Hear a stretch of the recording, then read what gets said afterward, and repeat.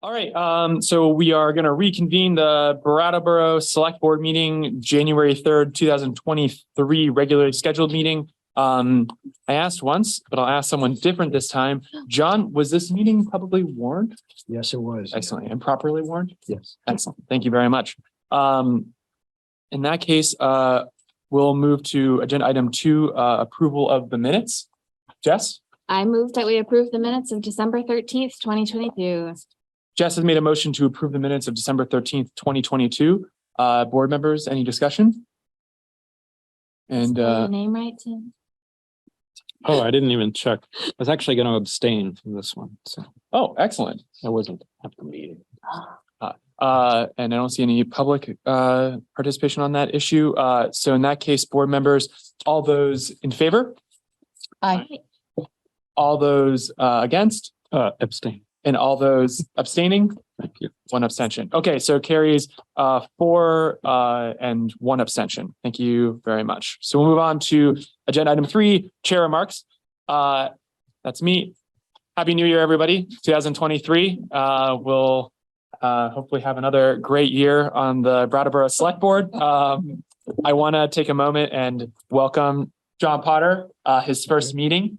Board members, I just wanted to just let you know for meetings moving forward, John's here, full participating as town manager. So you direct your questions to him and he will answer every single, no, he'll either answer or he'll direct to whoever is the right person if he doesn't know, and will be patient and kind like I know we all are. So, and then finally, just again, petitions for public officials for the town of Brattleboro are available to get picked up at the town clerk's office. And you've got till right around the end of the month. I'm trying to do this one without my script this time. And if you've got questions, you can talk to Hillary Francis, the town clerk who's sitting back there. So with that, I'll turn it over to agenda item 4, manager's comments. Thank you, Ian. Happy New Year to everyone. I'm very grateful to be here and to be working with you and supporting the select board in the town. And my goal is to provide you with consistent, high quality professional management and do that while promoting full engagement with the community. So to that end, I would like to start meeting folks around town, and I hope to have your guidance and support on how to approach that. So, with Patrick returning to his former duties, Jessica Stickler will not be with us here tonight. However, I wanted to thank her as well as Patrick for all of their support and help during the transition to a new town manager. And while I'm thanking people, I would also like to mention that there was a bit of excitement, unfortunately, at the high school this morning with a report of a potential threat to the campus. And the police department responded quickly and comprehensively to that. And so I wanted to thank the police department and the high school staff for the strong communications and collaboration on getting that incident addressed well and completely. So one last thing that I have involves 3 trees at Pliny Park. And I wanted to mention that the tree warden and the tree advisory committee recently inspected the vegetation in that park. And because there are some trees that are very close together and close to structures, it is proposed that these trees be thinned out. And so those trees were posted on December 12th, and the tree warden will conduct a public hearing on this at 3:30 p.m. on Thursday, January 5th, in this select board meeting room at 230 Main Street. Anyone who wishes to appeal the decision should let the tree warden know at the hearing or within 24 hours following the close of the hearing of the decision, and that should be followed by a written appeal within 2 weeks. So I just wanted to let anyone know that process is going forward. And that is it. So turn it back over to you, Ian. Thank you very much, John. All right, board members, select board comments and committee reports. Tim? I just wanted to say, welcome and congratulations. And it's really exciting to have you here. And also congratulations on your correct pronunciation of Plenty Park. Yeah. Because that's something you got to get right. Oh, With us locals. Thank you. very good. I'll add Liz? my welcome, John. Thank you. Thank you. And also, is there something wrong? Did they determine that there's something wrong with those trees? They are very close together. They need to be thinned out and they potentially threaten structures. And I think the remaining trees will be much healthier if they're removed. That's the Bottom line. And thought there's process. Yep. 3 trees out of the ones that are there. Yes, correct. Yep. Other board members? Yeah. Yeah, Jess. Welcome, John, It's Jess. first. So glad to have you. I'm gonna tell a little story. Gosh, songs and stories and everything. Yeah. Christmas weekend was a cold one. On Boxing Day, December 26th, I was walking to my car downtown and I encountered 2 folks walking on the street. One of them asked me for money. I don't carry cash. I apologized. And he said he was surprised that I even spoke to him. No one had made eye contact or spoken with him or his partner almost all day.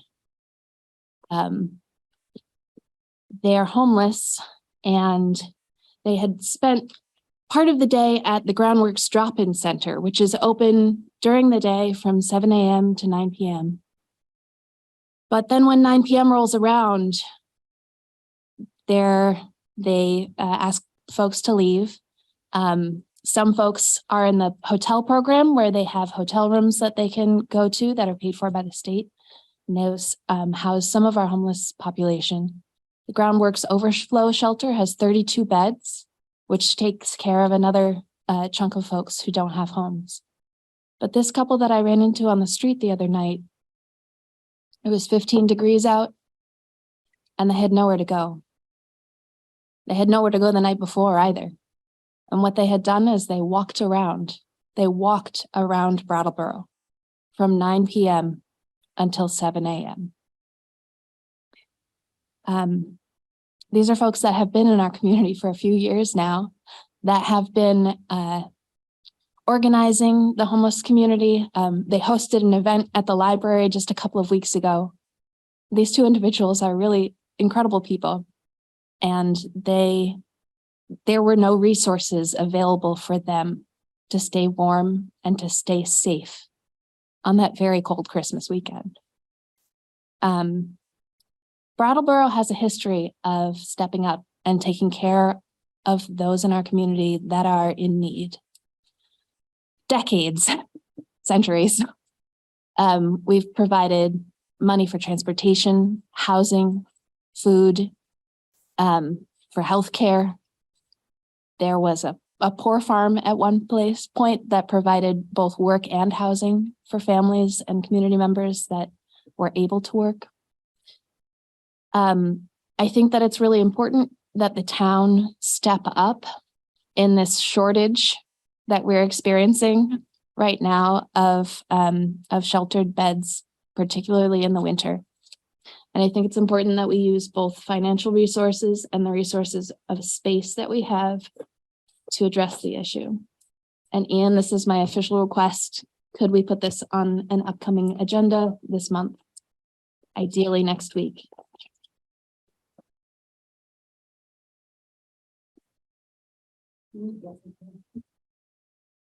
So the item would be to discuss the town response to, okay. To a shelter shortage emergency. I've got it down. I Thank you. will bring it up at the agenda setting meeting. Can I make a friendly suggestion for that? Daniel, do you want to speak at all before? No? Yeah, Tim. Sorry, I didn't expect you to say this, and I didn't expect to say anything in response. I just wanted to see if we could include some folks, if available, that would give us sort of an on-the-ground situational feel for what's actually going on to cause this ongoing problem. As far as the availability of beds is concerned, not homelessness in general. I just want to make that clear. Yeah, we can try to, if we can do it for next, well, I won't speak for agenda setting committee, but Yeah, I mean, whenever we can see whether if it's going to be put on the agenda, community members that are knowledgeable about this to sort of help speak to it. I think that makes sense. if it's amenable to Jess, you know, because it's your idea. Yeah, no, Okay. it's not, it's our work though, so. Sure. I guess I will make a comment. Okay. Welcome, John. I wasn't gonna say anything just because I'm like, sometimes it's nice to move the meeting along. I hope you feel welcomed by me already in the couple of meetings that we've had. Yes. And you know, I think whilst we're talking about this potential agenda item, like I'm fine with that being on an agenda. But yeah, let's bring in people that know a little bit about the situation. So there are some town people involved, you know, principally groundworks. And then there's also state people, you know, so perhaps we could have Sue Graff come speak, you know. Sue and John. Sue is still, I believe, the AHS field director for here. And if Sue isn't the right person, she'll direct us to who is. My colleagues at Sevka, you know, Susan Howes would be well informed about this particular issue.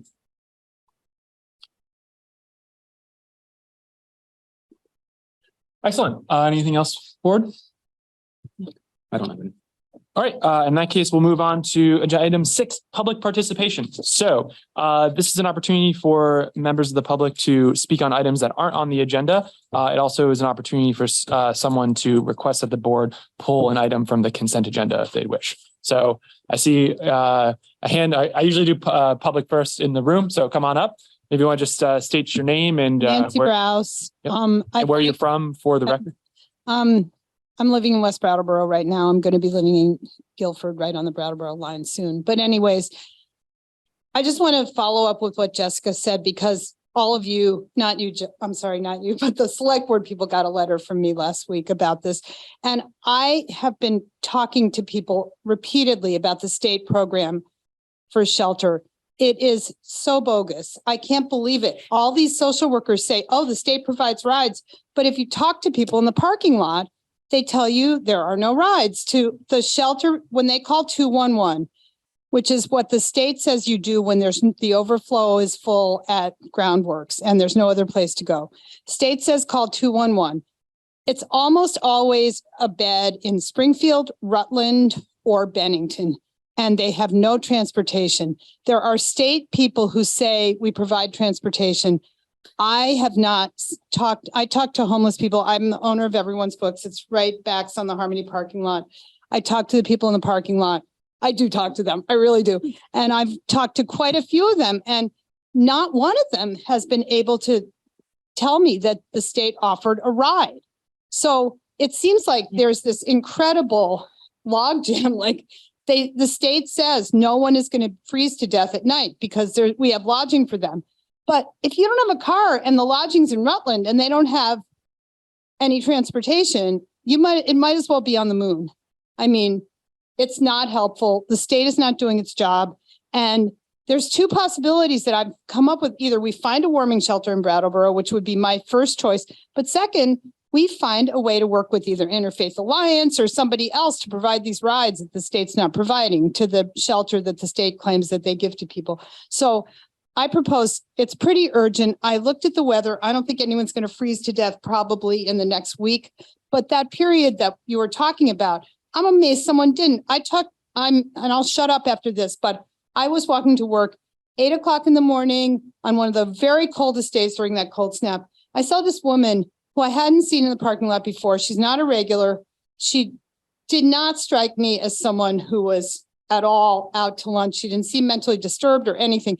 She said she'd been out, just like your person, walking all night. She had no place to go. She's probably in her 30s. I just wanted to cry. I felt so awful that I live in a town that's supposed to be a progressive town, and we don't have any place for people to go at night when they don't have a shelter. It is so wrong, and it has to be eradicated really soon and improved. And we have to come up. I mean, do we really want to read that someone froze to death in our town? I don't. Thank you very much, Nancy. All right, we're gonna go to Ricky Rosati.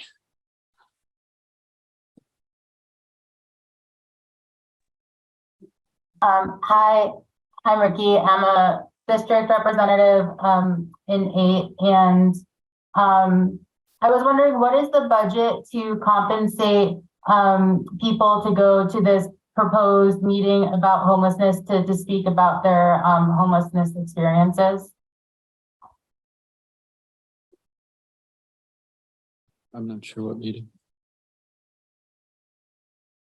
Okay, Ricky, can you, I'm not quite sure I understand what your question is. What is the budget for compensating people who are going to be talking about their homelessness experiences and their proposals for what they need to get out of homelessness? Because if just to me, that's like a pretty obvious expectation to compensate people for their contributions. But if you need more pretext than that, I'm recovering from chronic homelessness too. I've been housed for the last 4 years, and one of the major factors of homelessness is poverty and people not having fair wages. And so I would expect people to be compensated for their time talking about homelessness. Okay, I don't believe we're providing compensation for anyone to come. I think if you're referring to the select board meeting, when if this agenda item that was requested by Jess were to be on the agenda for a select board meeting, we wouldn't provide compensation for anyone to attend because it's an open meeting for people to come attend. And the people, I think we're kind of more talking about for the people we're going to need to hear from are for the really immediate concern about, and I'm not going to really speak for the rest of the board here. We have to discuss it a little further, but for the people who can speak to why the emergency housing that is in Brattleboro isn't sufficient and what the kind of numbers are so that the board can have a better sense for the issue and what it's like on the ground at the moment. Well, if people really wanted to accommodate the contributions of people who are living those experiences and are recovering from those experiences, they should really set a budget to compensate them for their time and not just the professionals that are compensated for their time, which prevents them or gives them more of a prevention of experiencing homelessness. Because I think that our government, like the select board, are part of the problem if they're not compensating people for their time. Okay, thank you, Ricky. Yep.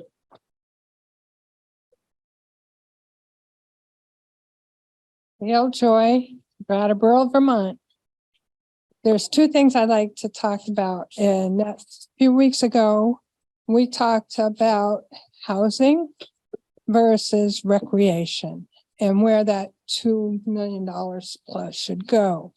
Right here is a good reason to sway it to housing.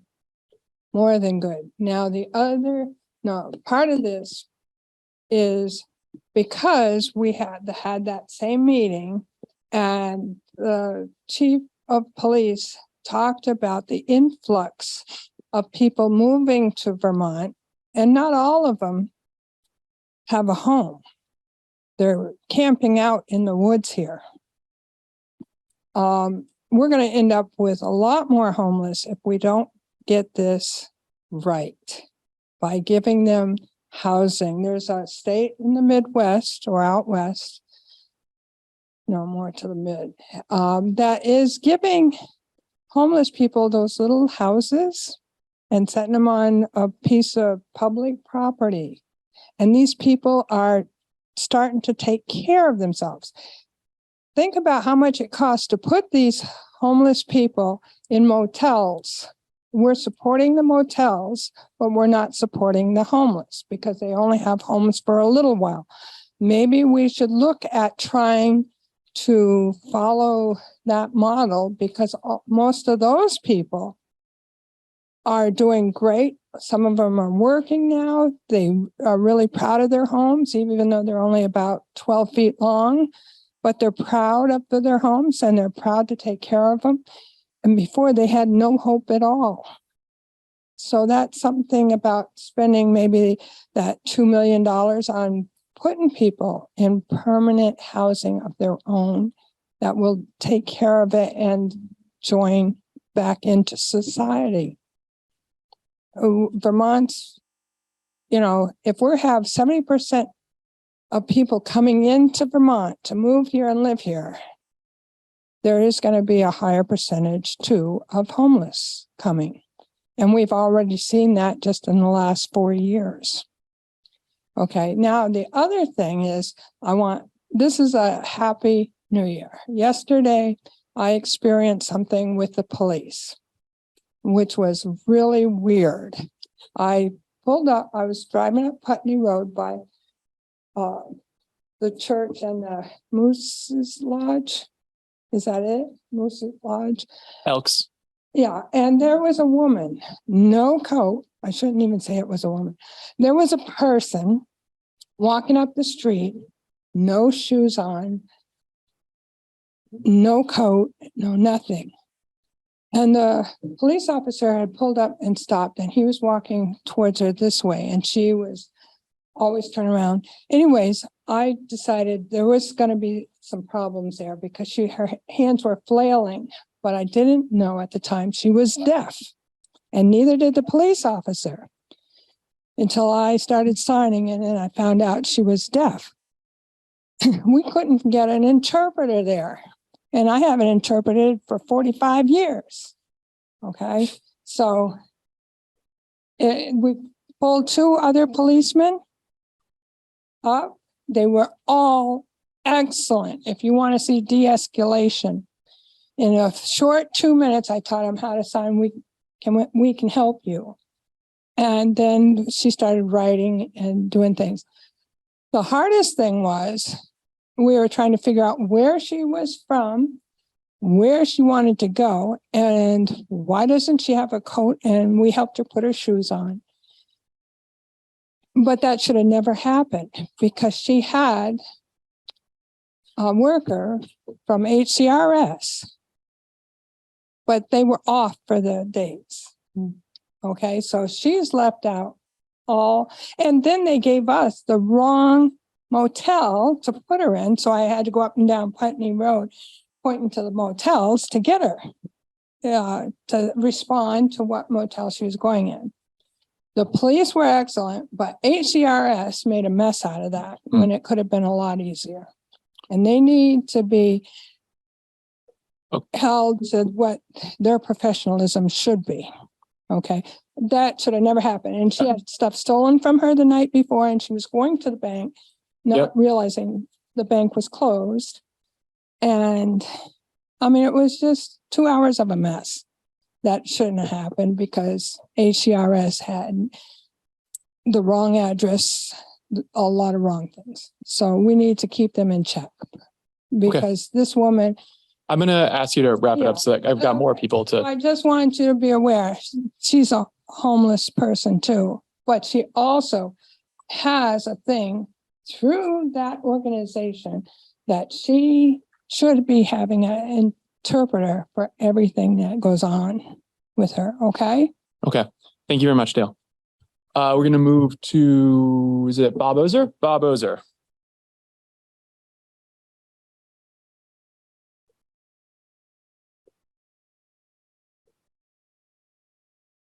Hello, Hi, Bob. and Happy New Year. Happy New Year. And Happy New Year, John, and everyone on the board.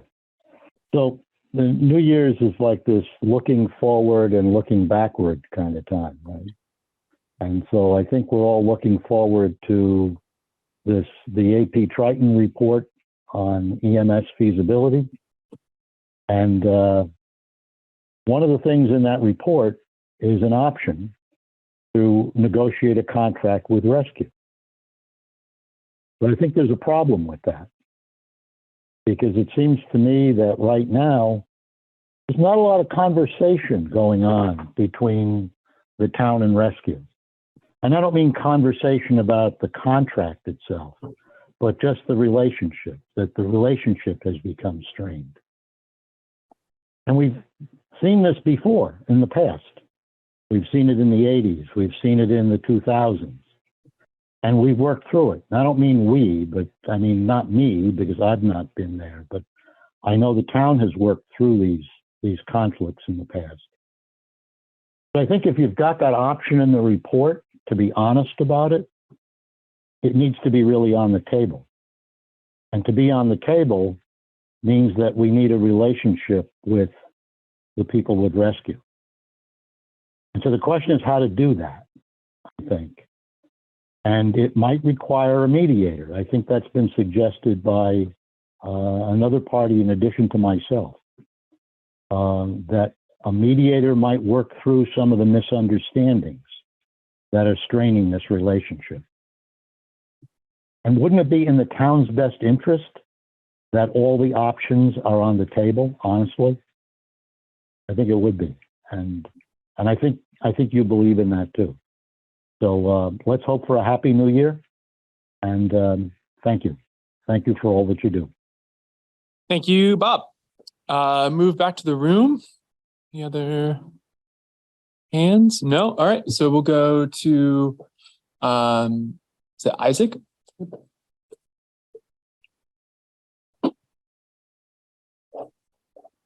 Yes. Hi.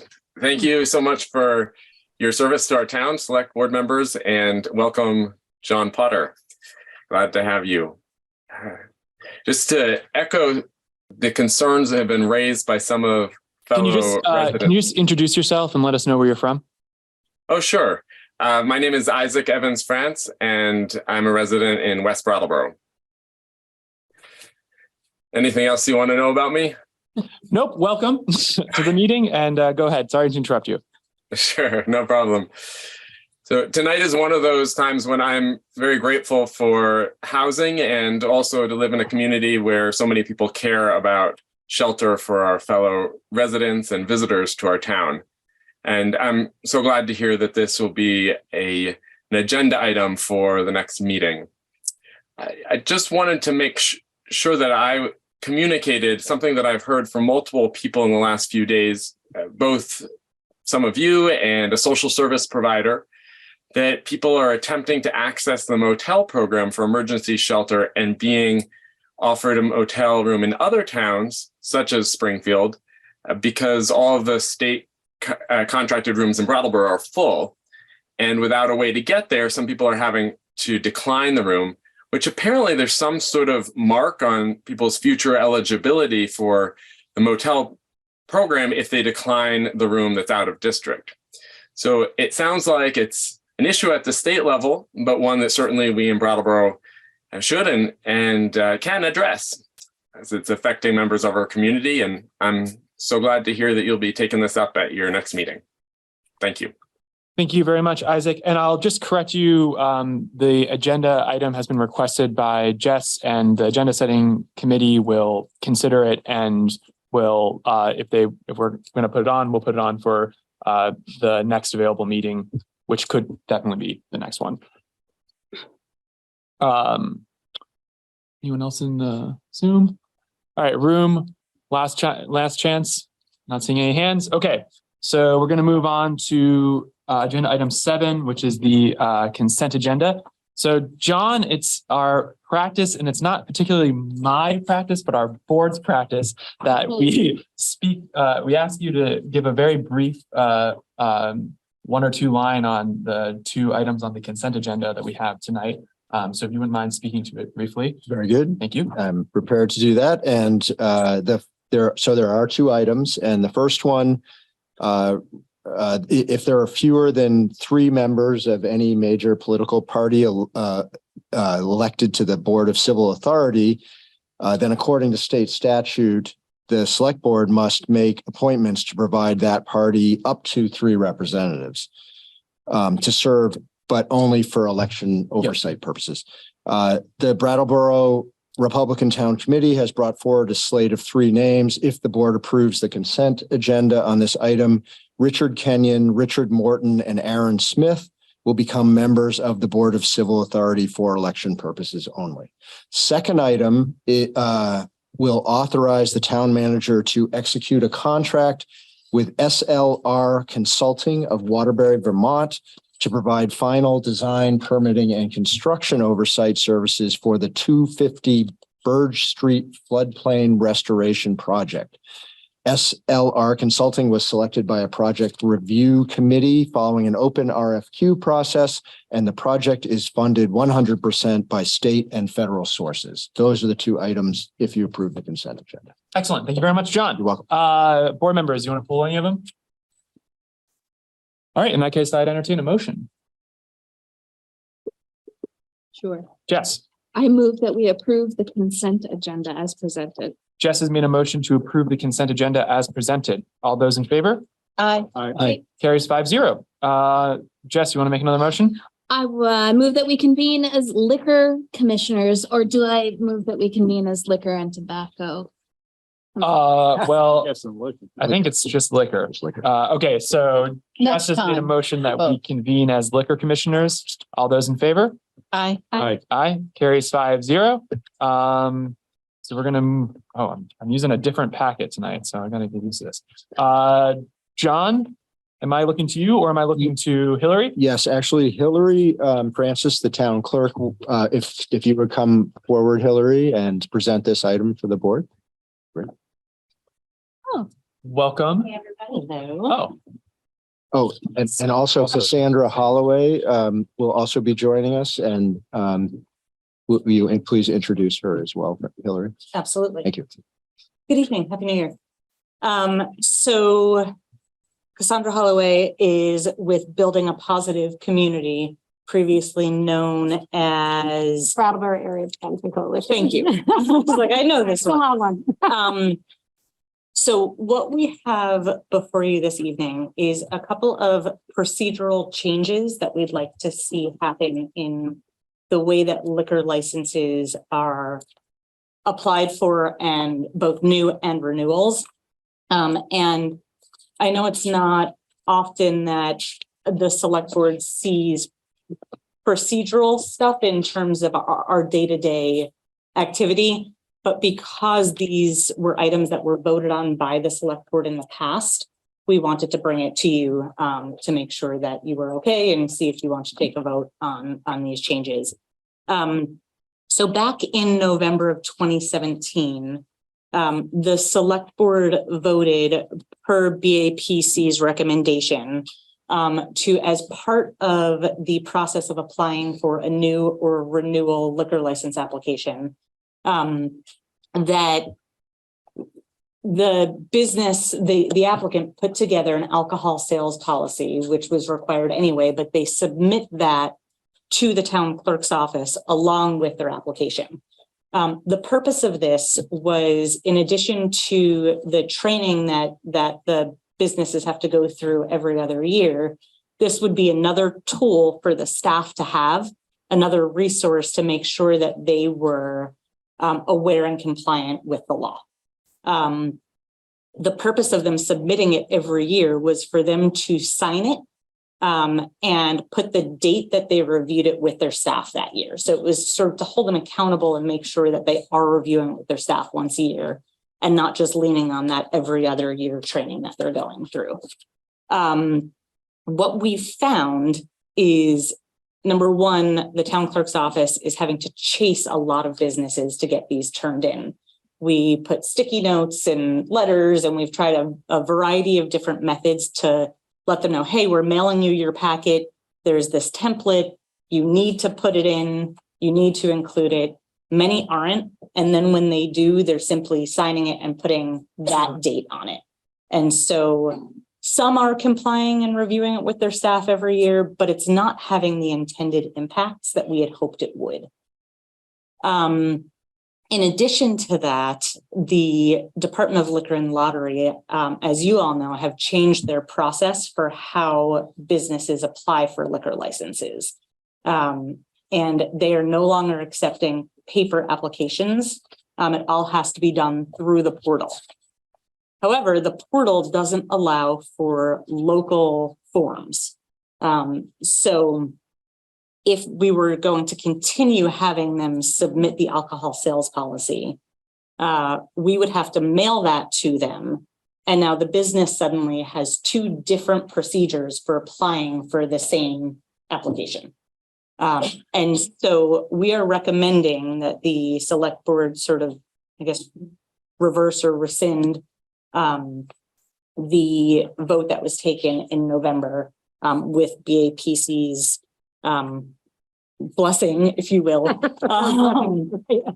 to no longer require that the businesses submit their alcohol sales policy with their application.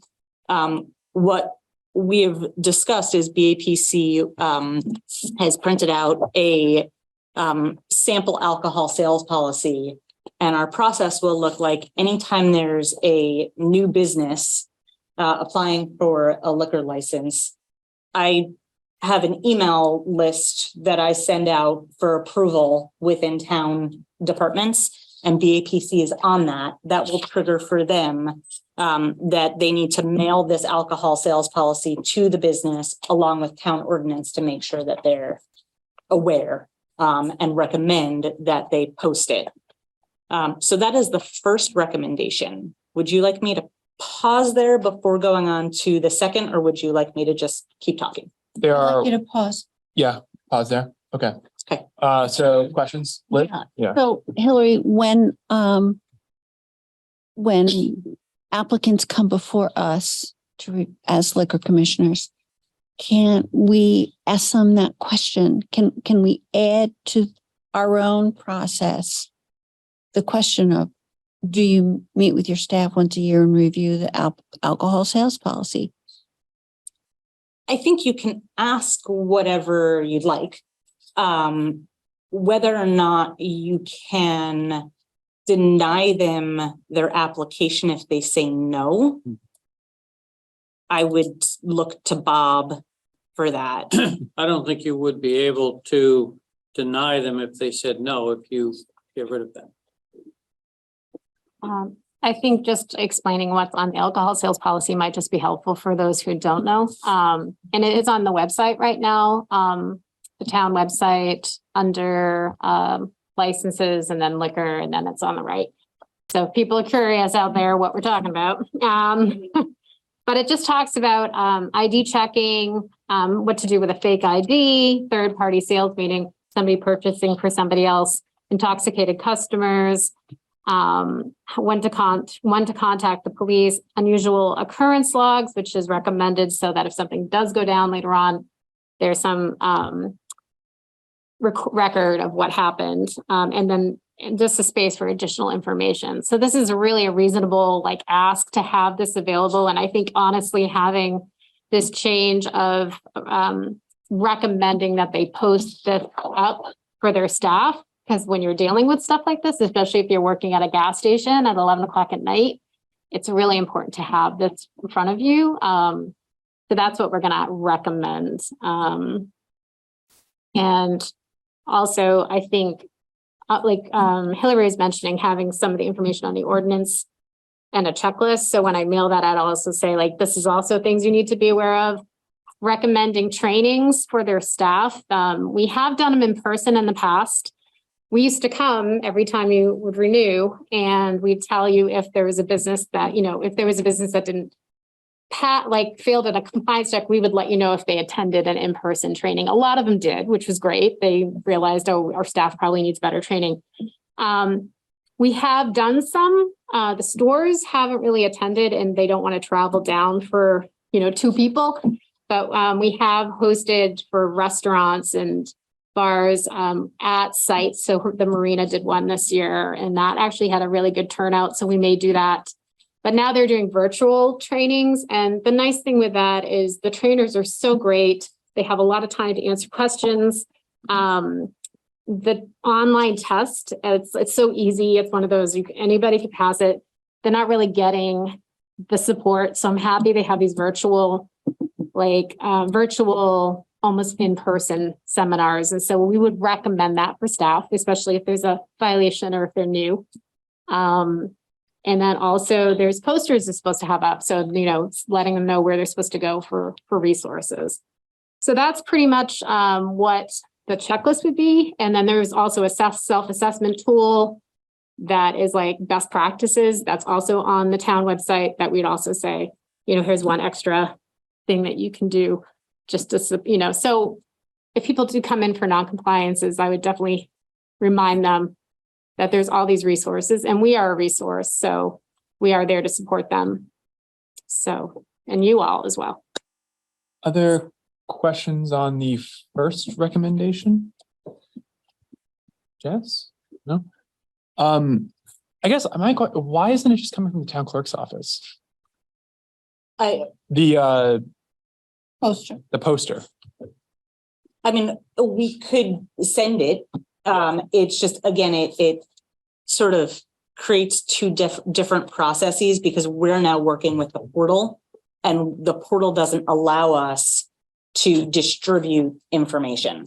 So they would be getting a mailing and they would also be getting information from BAPC anyway with training information and resources that they have.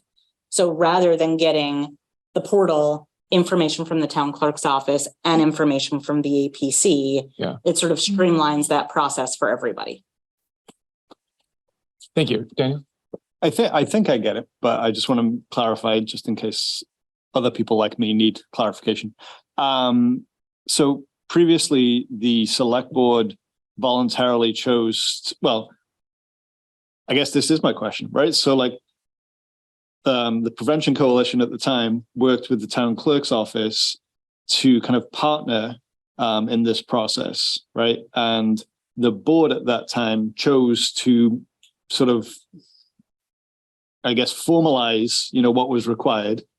But, legally, what's required for a license is X, Y, and Z, and the town clerk's office takes care of that. And then this other provision was really a local provision that's no longer aligns with the legal process, right? So there was a voluntary kind of partnership. Who began that partnership? Was it the select board or did you guys already work together? So the alcohol sales policy went way back. I don't even know how long, more than 10 years ago. And I think Ken, maybe Dick, Kate, Ken Schneck, I think was on the board. Maybe you all were too. There was a partnership because there was a lot of violations happening in the town. And at that time, there was the police met with the people who had violations and there was this whole process. And so in that time, things like the alcohol sales policy, which we worked with the Department of Liquor Control on this. It wasn't something we created. And at that time, it was everybody should have an alcohol sales policy was kind of the thing.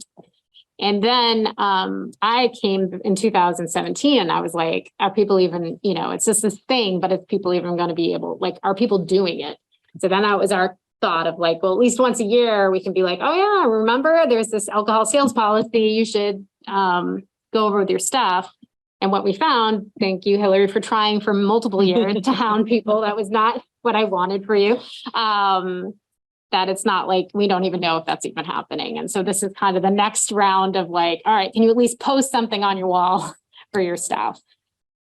And just to follow up on that. And so the accountability for posting something on your wall is not something the town clerk's office is going to have any part to play, but your organization will follow up and yeah, I think one of the things that we'll track is if there's violations, we'll go to the stores. We'll talk a little bit. I'd love to talk a little bit about the tobacco piece too, since you guys are going to be overseeing that soon. But we can go to the stores or the company. The thing is the compliance checks are very limited for alcohol. that's just the reality, but there's a lot more for tobacco. And so you may see more violations for tobacco just because there's an FDA agreement with the DLC that they have to do so many. It's harder for the alcohol, I think, especially during the pandemic. So they may be picking up on compliance checks. So it's never really a good pulse of like which stores are doing really well and which ones aren't, because not many are even getting the checks, unfortunately. But if there is a failure, we'll definitely go over and support them with resources and reminders. But I'd like to just support them ahead of time versus when they have a violation. Okay, thanks. Yeah. Other board members? No, all right. Hillary, if you want to continue on to recommendation 2. Sure. So the second item is the addendum, which is in your backup materials. Back in February of 2012, the minutes are a little bit vague from the select board meeting, but it appears that the select board voted to require an addendum be signed and submitted along with each new and renewal application. Basically, and the addendum was updated at that same November 2017 select board meeting to include the alcohol sales policy being submitted along with the application. The information in the addendum is basically what it says in the town ordinance. The main purpose of the addendum, in addition to just, again, being another tool and reminding them, was to gather some information, like has the applicant had a prior liquor license in any state? If so, when and where? But again, because of this new process with the Department of Liquor and Lotteries portal, we're trying to do away with the multiple procedures for one application.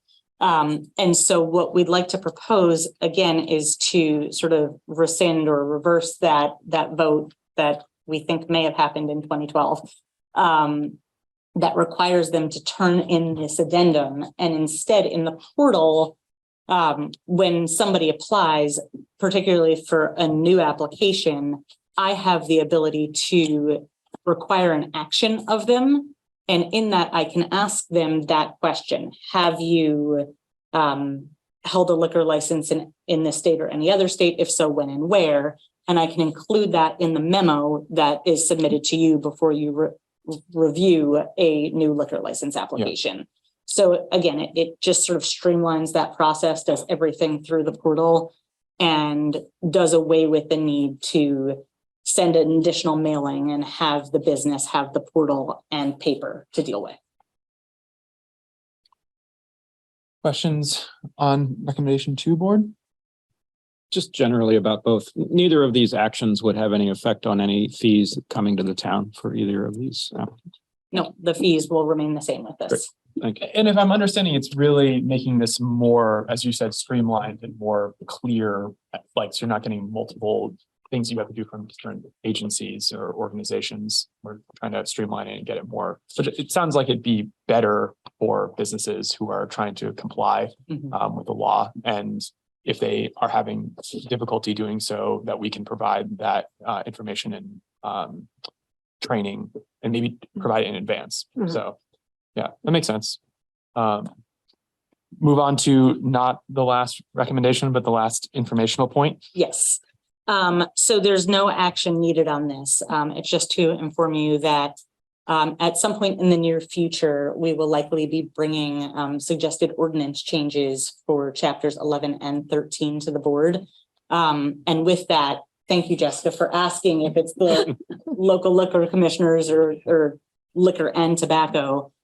There are some minor changes to liquor that will be coming, including changing the name from liquor to liquor and tobacco, and then changing one area where it references he/she to they. Yeah. But we didn't want to bring a full ordinance change forward today, because that involves public hearings and all that good stuff when there are ordinance changes coming. Yeah. So I think it's just important for you all to sort of think of yourselves as liquor and tobacco commissioners, even though according to ordinance, you're called liquor commissioners. arguably, if we consider ourselves liquor and tobacco commissioners and we named ourselves that before the ordinance change, that would essentially, we'd be making the decision ahead of time, you know, so I don't know. But I hear you. For questions on the clarification? I appreciate all this work to clarify and streamline. One of the things that I had asked Hillary that maybe is more a question for all of you is just I had talked about in the past, people would have to come in if there was a violation of any sort. And they would ask them questions about how they've handled that issue. I don't know if that's been happening, you know, especially with the pandemic, if that's still happening. But I would love it if that could continue. And I think I'll probably come back in March when we have the, you know, the select board that's going to be continuing. And, you know, 4 out of 9 of our Brattleboro businesses failed the tobacco compliance check in September. So that is now your responsibility as the tobacco commissioner. So I'd love to support you in how to kind of support these businesses, because you're probably going to see a lot more of those kind of violations happening. And there are trainings for liquor, tobacco commissioners through the DLC that I could also help coordinate, and that they can support all of the select board and you, John. So, thanks. Yeah. Hillary, can you tell us? I seem to recall that businesses with violations have come before the select board. Yeah, so I've been here for 6 years. The first few years that I was here, that was not happening. And then there was 1 year where there were 3 or 4 violations, and the board requested that those businesses with violations appear before the board and just, they were asked questions of what steps are you taking to change this? Mm-hmm. That happened for 2 or 3 years, and then COVID happened, and businesses weren't open, they weren't having as many violations, and there weren't as many compliance checks. And so we haven't been seeing as many violations, and we haven't been involved in tobacco until very recently. And so I haven't heard of the tobacco violations until Cassandra brought it up. And so in the past 6 years that I've been here, it wasn't occurring, and then it did for a few years, and then it didn't. And so it really is a board decision, and it's probably going to be board to board, year to year, what the board feels is appropriate and wants to do with that. If there are many, if there are a few, if there was a, you know, one-time violation, and, you know, it's totally up to you all. Daniel? Yeah. What is the process by which these violations are? How do you know about them? Yeah, they're actually on the DLC website, and it says, did they sell to a minor or try to sell to a minor? And it says yes. So that's how you know what the violation is. So the public can easily everybody find can see that. Yeah, I mean, I don't think it's not like No. yeah, but yes, anybody can see it. Yeah, I can send you all the link to it. Right. To see. They also they send me as the town clerk any violation that happens. They inform me of the violation, what the consequence was. They share with me the letter that was sent to the business who violated. Okay. So we are routinely receiving those things direct from DLC. Yes. And when I submit the commissioner's report to you each renewal cycle, it says on there any violations that occurred. Right. And my recollection is there haven't been that many. Correct. Yeah. At least not in the time that I've been here, other than that 1 year where there were 3 or 4. Okay. Yeah. Thank you. So then does the process still exist that if there is a violation, you will notify us when their license is renewed and they can come before us? Yes. If you invite them to, then absolutely. Yeah, so it sounds like it should be probably just a warrant item on an agenda for the board to discuss about what we want the policy to be. And actually, it makes sense to now hearing about how the enforcement of the tobacco is going to be different, and there may be more violations. The board should have a publicly warned discussion of what our policy is going to be about that. I think that makes sense.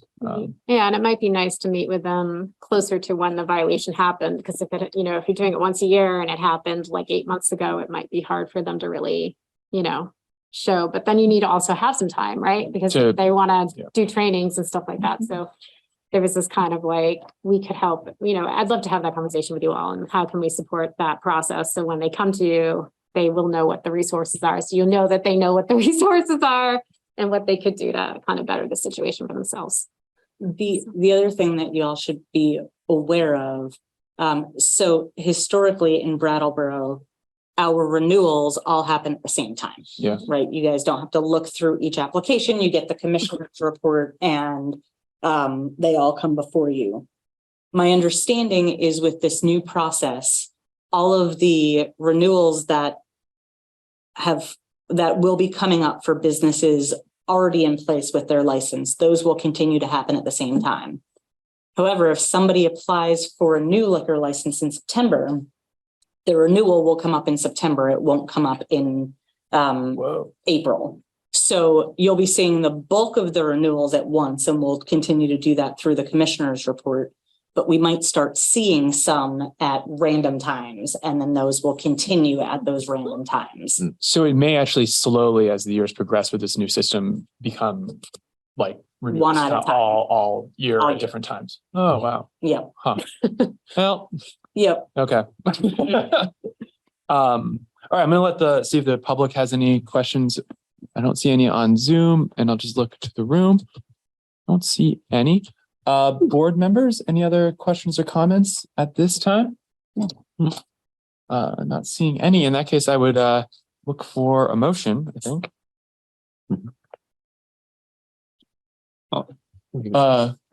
Tim? Oh, no, you. Oh, Liz? All right. I move to reconsider the select board's decision of November 21st, 2017, requiring submission of an alcohol sales policy by liquor license applicants, and to eliminate the application addendum that references said requirement. Board, Liz has made a motion to reconsider the select board's decision of November 21st, 2017, requiring submission of an alcohol sales policy by liquor license applicants, and to eliminate the application addendum that references said requirement. All those in favor? Aye. Aye. Aye. Carries 5-0. Sandra, Hillary, thank you so much Thank you. for the You're welcome, presentation. John. Really, really appreciate it. Thank you. Thank you. Okay. All right, I'll take a motion. I move that we adjourn as liquor commissioners. Just liquor commissioners. Careful. Jess has made a motion that we adjourn as liquor commissioners. All those in favor? Aye. Aye. Carries 5-0. All right, we're going to move on to agenda item 9, new business A, RTM format discussion. All right, John. Well, Patrick has put together a great memo on this issue, so I would look to him to help introduce this item. Sure. Thank you. Well done. Thanks, John. So January is a busy month in the town manager's office, and one of the things we spend a good deal of time meeting on is the preparation of the warning for representative town meeting. And our work routinely engages the town clerk, the town attorney, and of course the town moderator in organizing and preparing for the annual representative town meeting. And one of the things that group of people has discussed over the last couple of weeks has been, what is representative town meeting going to look like in 2023? And is it going to be all in person, or is it going to be hybrid, much in the way that this current select board meeting is being run? And so none of the people I mentioned has taken a strong stance on whether we should do all in person or hybrid. But we have talked about it quite a bit. And we think there are some challenges, but there are also some opportunities. If we do a hybrid meeting, we have the opportunity to be more inclusive. We have the opportunity to make sure that individuals can make individual decisions about what they consider to be an appropriate risk to their health. And I think it goes without question to say that large congregations of people are opportunities for the spread of disease, whether that be the common cold or COVID-19. So that's something that the board may want to consider in how the meeting is warned. At the same time, I think I think we all agree that a hybrid meeting, which we haven't done before, we've done all Zoom. A hybrid meeting is going to pose some real challenges, some of which are just unfortunate, but some of which might be a little bit more substantive than that. In the merely unfortunate, television sets like this work pretty well in a room of this size if we're trying to do a hybrid meeting. But if we are spaced out appropriately in the high school gymnasium, these are going to look awfully small. And it's going to provide less of a feeling like we're all in one meeting together for the participants. So that's kind of on the more minor end. On the more substantive end, I think there could be some challenges that we will need to overcome if you choose to pursue a hybrid meeting for how to combine voting in between in-person population versus the online population. As each of you will, I'm sure, recall, when we have conducted representative town meeting on Zoom in the past 3 years, the process of making what would ordinarily be a very simple vote is quite time consuming. We've had to adopt special meeting rules, and we've had to spend a considerable amount of time conducting votes that, if they were in person, would be, if not instantaneous, very, very quick, right? If the moderator calls the question and, how many in favor, and the room stands up and sits down, and we know right away what the view of the room is. But there are certain situations, and depending upon how many people choose to participate in Zoom, we could have some complicated questions. So if we were to have 100 people in the physical room and say 40 people on Zoom, and a question is called, and it's clear to the moderator that 90 people just stood up, or some vast majority, if not unanimous, in the room, do we even then poll the people on Zoom? And if the answer is no, then we find ourselves somewhat disenfranchising those who come in on Zoom. If we do poll the people, then the people in the room can only make as quick progress as the people on Zoom. And I think from our experience in the last year, we'll recognize that it's pretty slow polling the audience on Zoom. And so we could end up with a situation where we've got somewhat of a frustrating experience for all involved. So as we begin more in-depth preparations on how to be ready for representative town meeting, we thought it would be wise to start the conversation and to hear from the board as to your thoughts as to which direction we should be heading. And that would help us to better prepare ourselves and the town meeting for what's to come. Thank you very much, Patrick and John. So board, the town moderator is present, and I'm probably gonna have a couple questions for him, but we can invite him up to the table now. And Hillary Francis is also here if you wanna join us. And my thought was, we've read the memo. I think we have a pretty good sense for sort of the question here.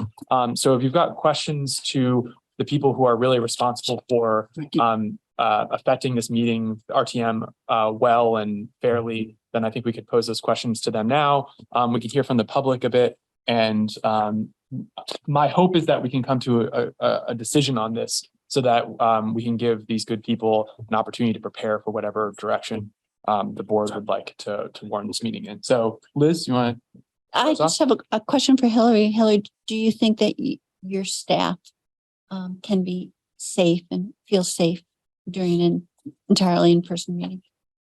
Yes, I think that my staff, whether it's an entirely in-person or hybrid, they're going to need to be in the room.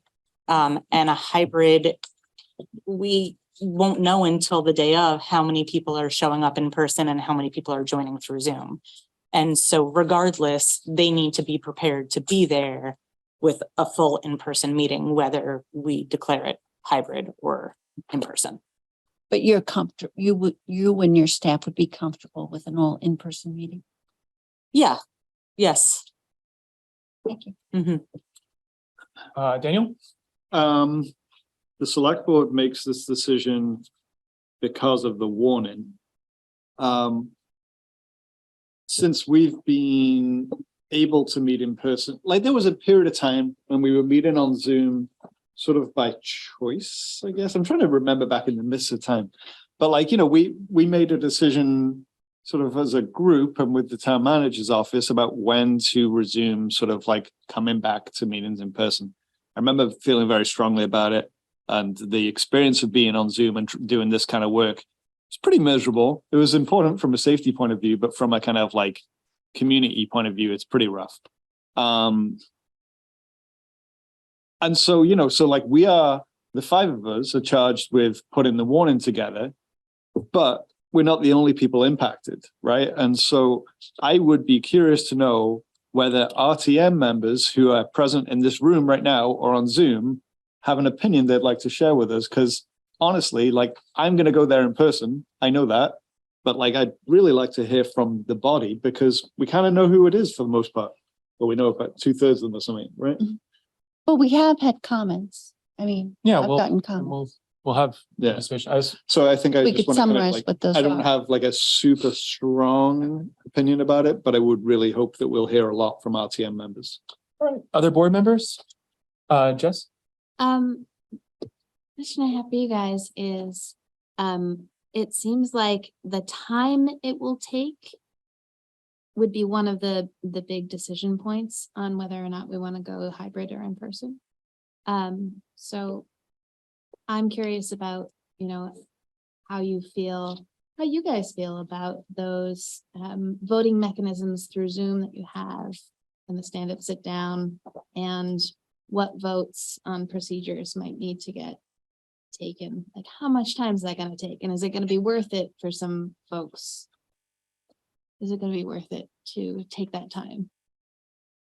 I do want to say that I think that you need to take a real look at why you would be having a hybrid meeting. And that's not responsive to your question, but when I was trying to think about what I would say about this, that's really a core part of this. Why would you do this? But I'll talk to the procedural issues first. I think that Patrick's correct that many of the procedures we had to grapple with took longer because of the fully remote meeting, right? I had to time out votes and we were giving people a chance to get their votes in and then giving them more time. And I think that's probably one of the reasons, but not a sole reason by any means, that the meetings were taking longer when they've been remote. I mean, we were getting to 1.5-day meetings, and historically, when I was on select board and before, I don't recall 2-day meetings ever before. So those procedures made it take a lot longer, I think. I'm not clear that a hybrid meeting will save any time. Probably wind up actually taking more time because we're going to have to coordinate both in-person vote and voting that's coming in remotely. Patrick explained some of the challenges coming from that. I'm not sure just how we'll wind up reconciling those issues, but they're capable of, those hurdles are capable of being surmounted, but it's probably going to take time. There are other procedural issues that similarly will wind up being complicated in a hybrid meeting. Amendments are an issue, right? People want to amend motions. Having to coordinate both people who are doing that in person and people who are doing that remotely seems to me like it's going to pose some challenge, not insurmountable again, but some challenge. Privileged motions, motion to call the question, point of order. Similarly, they're going to be difficult to, not insurmountable, just another hurdle that's we're going to have to coordinate. Even order of speakers, you did a good job, right? trying to alternate between the people on the list and the people in the room. But when you've got 150 people at the meeting, it can become much more complicated.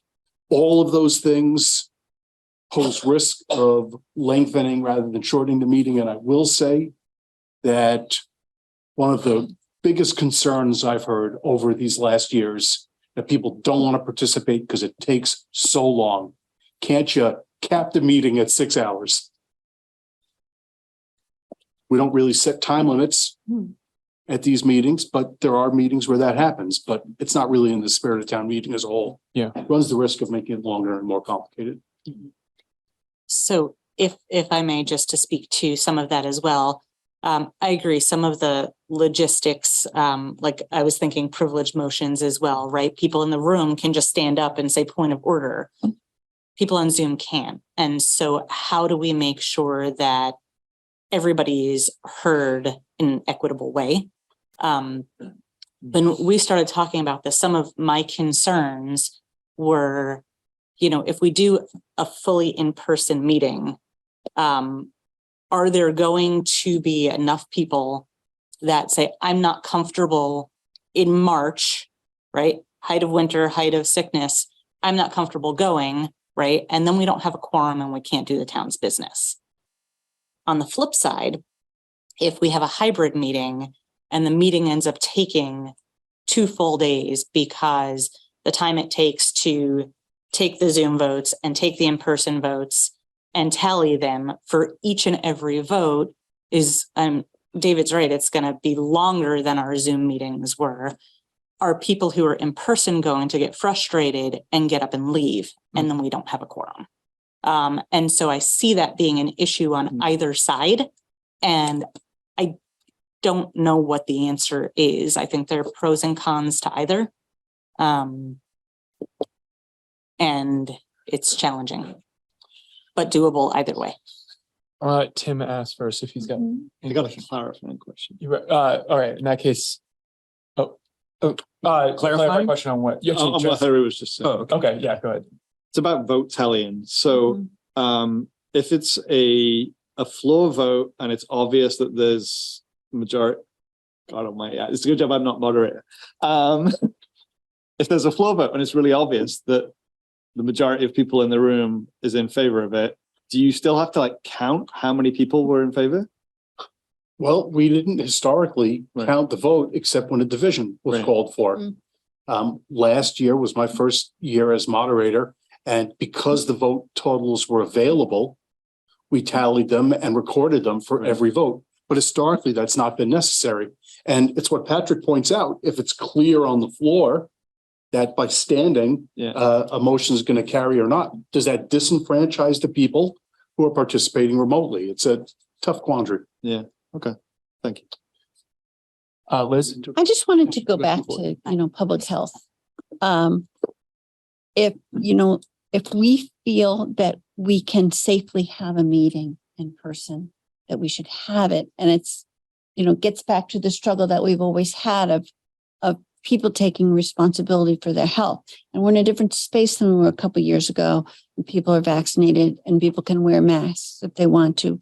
There was a situation where someone on our board had COVID within the past month and nobody else got it. And we all felt comfortable and testing. And so I think that's where the decision-making comes from. If we feel that the people, the RTM members and all of us feel that we can meet safely, then we should. I've gotten emails from people. Most of the people wanted in-person meetings. Some people wanted everyone to be required to wear a mask. And some people wanted hybrid, but the decision is ours and it should be from a health perspective. And I believe that at this point in time, we can have an in-person meeting and the people who choose to wear masks for their own protection should. Thank you, Liz. Yeah. I don't want to take up too much of the floor, but to follow up on what Liz had to say, the question of why you would be having a hybrid meeting, goes to health issues, but you can't police how it's then going to be applied. And you could have people deciding to stay home because it's just easier than coming in. Yeah. And that's not really the purpose of the hybrid meeting. Now, there's no mechanism for policing that unless you're going to be having people have to qualify to appear remotely. I think I remember last year, some people saying, if the meeting's not remote, I'm not going to attend for health reasons. I'm not going to be able to attend. Although I may be mixing that up with the childcare issues that arose. But I think both of those issues came up. Yeah. And you're not going to know how many people are going to come in person until we get there. And we could have 75 people at home and 75 people in the auditorium. It's a very difficult structure to then navigate. And I seem to recall that statutory authority for a wholly remote meeting has gone away. It expires January 15th unless they choose to extend it. So there are some risks there, and there are some questions about how you go about making the decision, whether you're going to allow a hybrid meeting and what are you going to wind up achieving in the end. Other board member questions before I? Tim? Well, I thought you had asked for people's board opinions, or if you want to send it to the audience. I'm looking for opinions, questions. Okay. Just you mean. I mean, I feel pretty strongly that we should have an in-person meeting. Okay. I feel that, I mean, I would love to be convinced that a hybrid meeting could work efficiently and not be, you know, a crap show, to be crass. But I know what is involved, and I've been through both of those purely online meetings. Was it 3? I can't remember. Yeah. And having been the chair of the board with all completely online, I know that the quality of decision-making, the quality of community, the quality and the spirit of representative town meeting is not going to be served by any portion of town meeting being away from the physical location of the rest of town meeting. This conversation might be different if something instantly changes and we have a choice to make between all remote or all in person. But as I look at it now, it would be a terrible choice to move towards a hybrid unless I can be convinced that somehow it would work on all of these levels that we've already pointed out, just some of them, and some of them that we're not even thinking about, honestly. So that's where I stand for now. Jess? I'm still really in favor of a hybrid meeting, but I'm hearing some of the concerns about, well, what if we have 40 people in person and 100 people on Zoom? That's a very different beast to manage than if we have limited exceptions for folks who need hybrid for accessibility reasons, which I think we should definitely keep, because there are definitely folks who emailed me back with very specific health concerns and very adamant feelings about the health risks for them personally about participating in a large indoor event with a lot of people while the pandemic is still potentially doing things. So I think if there's a way that we can figure out accommodating people for whom this is an accessibility issue, I think that would be lovely, but not just making it a free for all. Whoever wants to do whatever can. Daniel? Thanks. I just want to kind of make it a little more clear. Yeah. So you did actually reach out to every currently elected RTM member Yes. by email Yes. and posed the question of, what do you want? Yep. And how many responses did you get back? Well, I got about 15. Okay. Maybe So 18. 15 out of like, what, 140? Is it? It was a lot. Yeah. Yeah. Okay. But it was, a lot of folks were in support. It was split. Right. And if it's in person, there were, a a handful of them that said you definitely have to require masks. Okay, so because I received some emails about this and one or two of them made it obvious to me that you had sort of asked them, and that's fine so long as we BCC'd folks, right? We did. Which it looked like we did. I mean, I really do want to hear from currently elected members of RTM about what their preference is to help inform this board make a good decision. Yeah. Well, with that, let's turn it over to the public and see what people have to say. So I'll look to the room first. Just come on up, and it would be helpful if you're willing to let us know if you're a current RTM member, just so the board knows that, if you feel comfortable doing so. But I'd still ask that you introduce yourself and tell us where you're from. Richard DeGray. I've been a town meeting member, not as long as some, but longer than most. When I look around the room here this evening, I see 5 former chairs of the select board. And I think every one of the chairs, as Tim spoke, that the quality of the RTM meeting is so much better than what we've experienced the past 2 years. It has been extremely difficult. You don't know what people are paying attention to. Not that when you're in person, people go to the bathroom, they come back. But one of the things that, like Jessica was talking about, there are times when we start the meeting with 120 people. I mean, once we get the quorum, the reality is the meeting goes on. And so if we have a handful of people that say they're not going to come because they don't feel safe, what happened today down in Washington?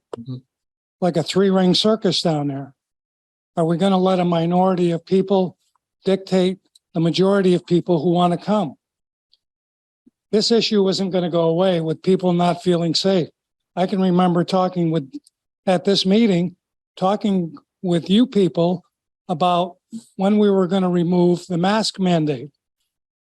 And I think my comment was, regardless of what you say, if you remove it, there are still going to be people that wear their mask, and they continue to do so today. And you removed that mask mandate 2 years ago. And I think a lot is lost. I really think a lot is lost when you can't look at people when they're speaking at town meeting and get the sense of how the rest of the room feels and what their reactions to what people are saying. And so I get the health point. We want everybody to be safe.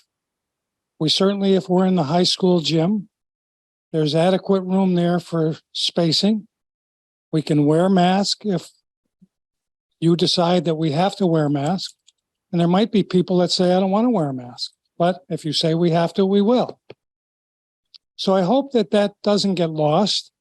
And if a minority group, and we don't know, David's mentioned it 2 or 3 times, we have no idea of who's going to get elected or how many people won't show up. And you'd have to address that issue if we don't have a quorum because people didn't feel safe. But I highly doubt that that will happen. I think people, as they've demonstrated, are busting out to get out as they did when the quorum masks were lifted. We saw certainly when you look at your rooms and meals return, we had an overabundance of people coming in, traveling into the community. So I strongly urge you to go to an in-person RTM meeting. I think the town is going to be better served, has been better served when we all meet in person. Thank you. Thank you, Dick. We'll go to Zoom next. I see Ricky.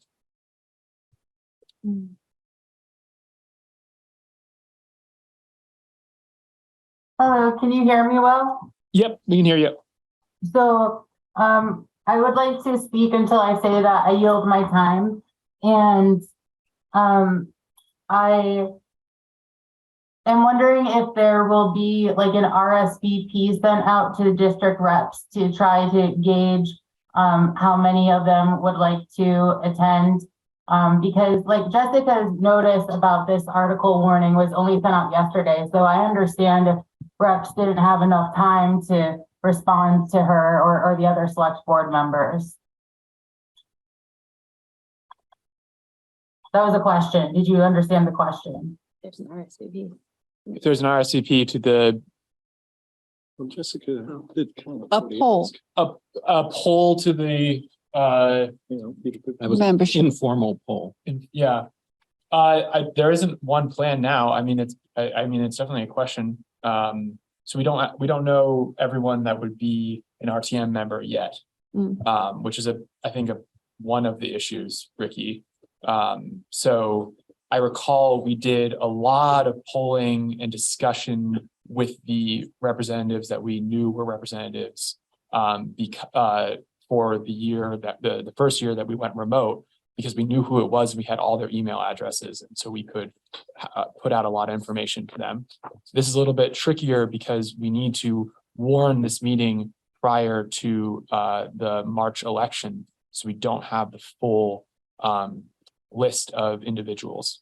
I understand that there can be representatives appointed last second, essentially like at the pre-meeting.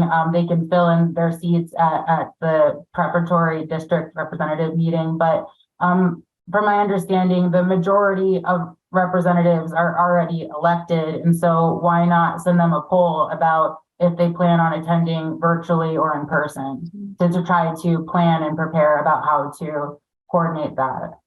Hillary, what is the percentage of who we know now and how many would be elected in March? So roughly a third each year gets reelected. So many of those people are current members whose terms are up, who will be running again.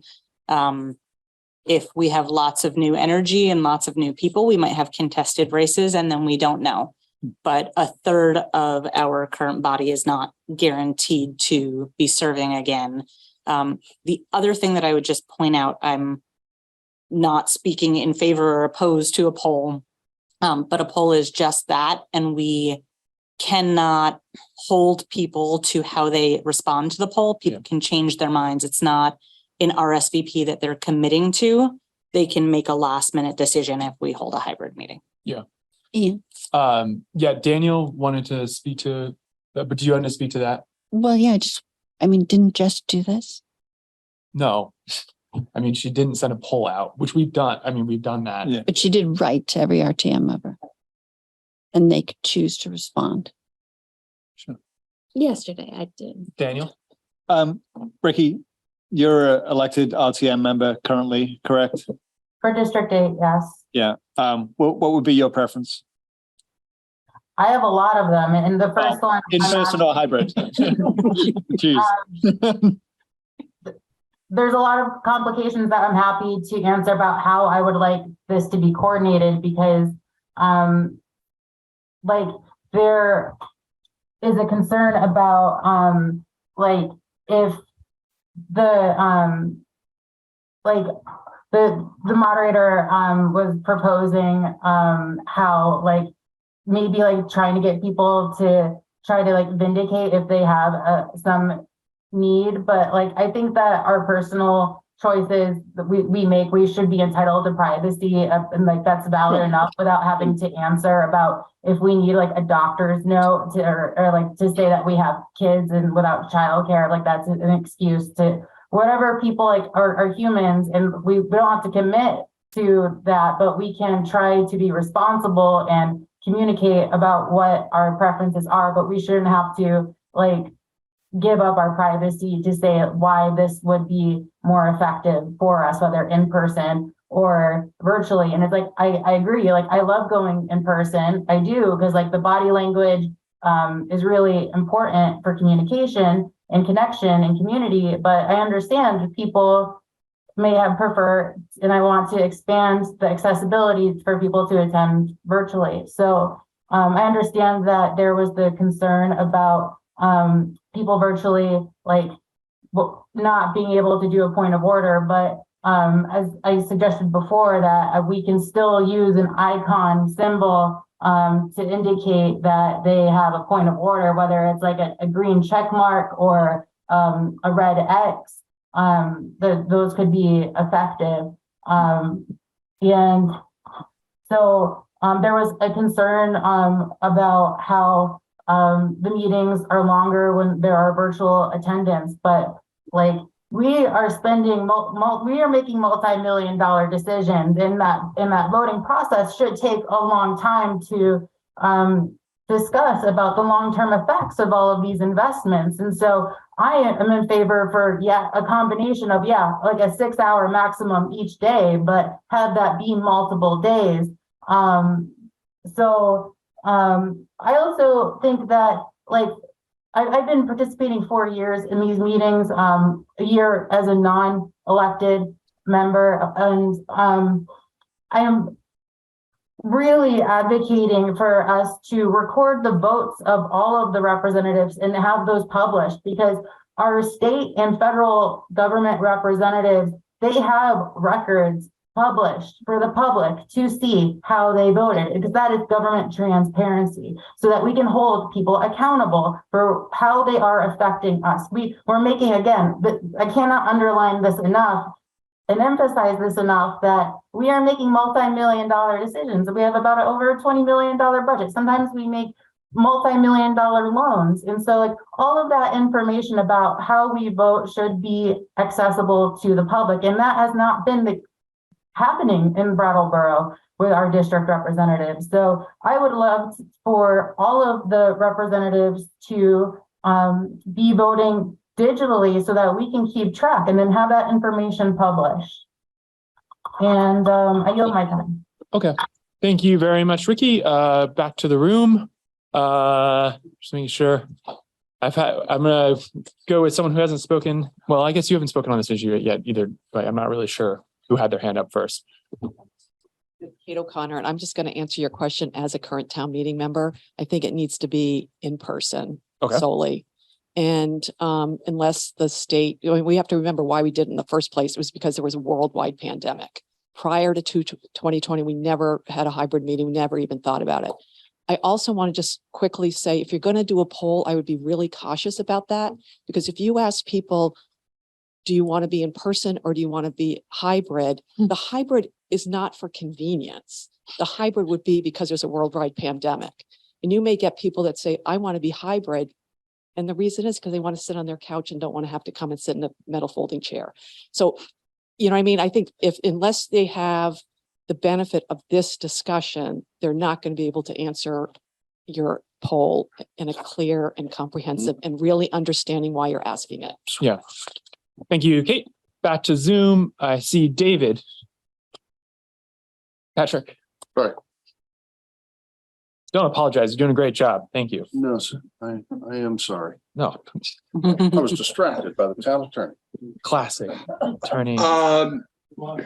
David Lovenbach, RTM member from District 3. I hate to agree with Dick DeGray, but I agree with him on all points. Wow. Okay. Okay. Oh, thanks. Great.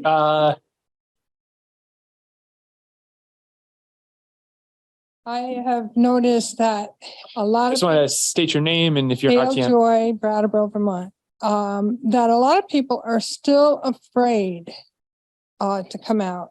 Now, I have severe allergies. I wear a mask all year round and always have. So a lot of people are afraid to come out. I believe that you should poll because this is supposed to be a democracy. People need to have that choice, especially with the health of the planet or the humans on the planet with so many viruses going through. You can look right at Brattleboro Hospital right now. It's been full for the last month with 3 different viruses: COVID, Omicron, and that one that came out in 2002. That's back, and that's really radical. I just forgot the name of it.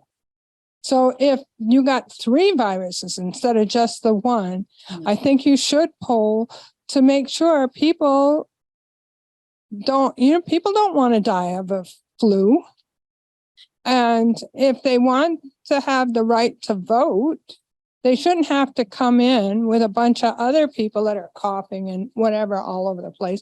I know I went to one of those meetings and somebody right behind me coughed and it went right down my face. And I'll never forget that. That was, he apologized up and down, but it's still, ugh.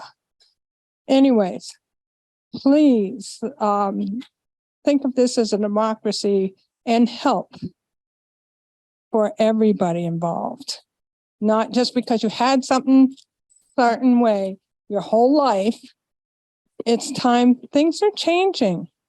And we have to be careful for our health because we might not be here next year. Thank you, Dale. We're going to go to, I can't read that one. Louise? Was it? Anne Louise. Anne Louise? And Louise. Anne Louise, welcome. Hello. My name is Anne Louise Wagner, and I'm an RTM member, District 2, I believe. My only experience has been meeting on Zoom for RTM. And so I guess I'll share that in advance of also sharing my perspective and opinion. I appreciate the conversation in that there are so many complexities and things to be considered. And I've kind of landed in multiple places throughout this conversation, but I've come to clarity that hybrid feels like, to me, the most responsible choice, in that it should not be debated about, you would be eliminating individuals who are immunocompromised or are unable to participate due to other folks in their household and their status, to be able to engage and be a part of this process. And shutting them out feels like the opposite of what I've learned RTM and town meeting is all about. I could also recognize someone, if there's a hybrid option, may be able to participate who may have light symptoms and may choose to not attend the in-person version of the meeting, but still be able to partake out of respect and care for other people. I agree that disclosure is not the route that people need to share personal information around their choice. And I am not a tech person who can highlight a bunch of solutions to support the Zoom process that would need to take place in an efficient manner. What I do see is the ways that we've invested in trying to make this process be more accessible to more people. And I think it would be a step back in order to not offer a hybrid option with this coming season, and that we work through ASL interpreters and childcare. And I'm sure that the gymnasium space would be set up in a way that's physically accessible for folks and accommodating, and that this is another aspect in order to allow for currently elected members and new members to feel like they can participate and join. Yeah, those are my statements. Thank you for listening. Thank you very much, Anne Louise. Moving back to the room. A response on? No, not necessarily the response. I just have some additional thoughts I haven't shared yet. So yeah, if we'll go it's back to appropriate. Yeah, and then we'll go back to hearing from the public. Just these are, I'm trying to organize them, but forgive me if they're not perfectly organized. On the health perspective, I want us to ask, are the conditions vastly different now than they were when we moved towards online RTMs? And the answer is yes. We have effective vaccines. We have effective treatments. We have all kinds of knowledge about COVID-19. Are we still saying 19? It seems so dated. We have all these learnings that we've had worldwide for COVID, and we have measures, countermeasures to keep our communities safer. none of the board's criteria we used to discuss at length our mask wearing decisions exist currently. We're talking about hospitalizations, outcomes, deaths, percentages of poor outcomes, etc.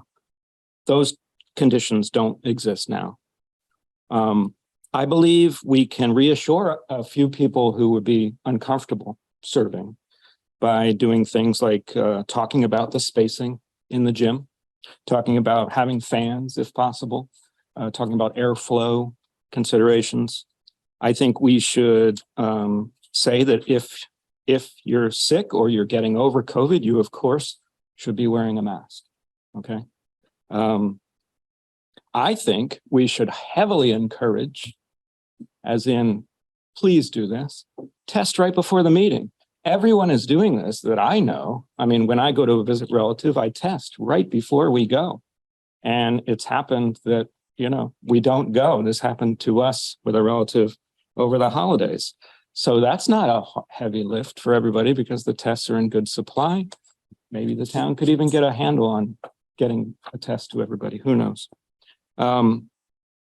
If you're uncomfortable serving, it feels to me that it's not your year to serve. Let's remember that this is representative town meeting.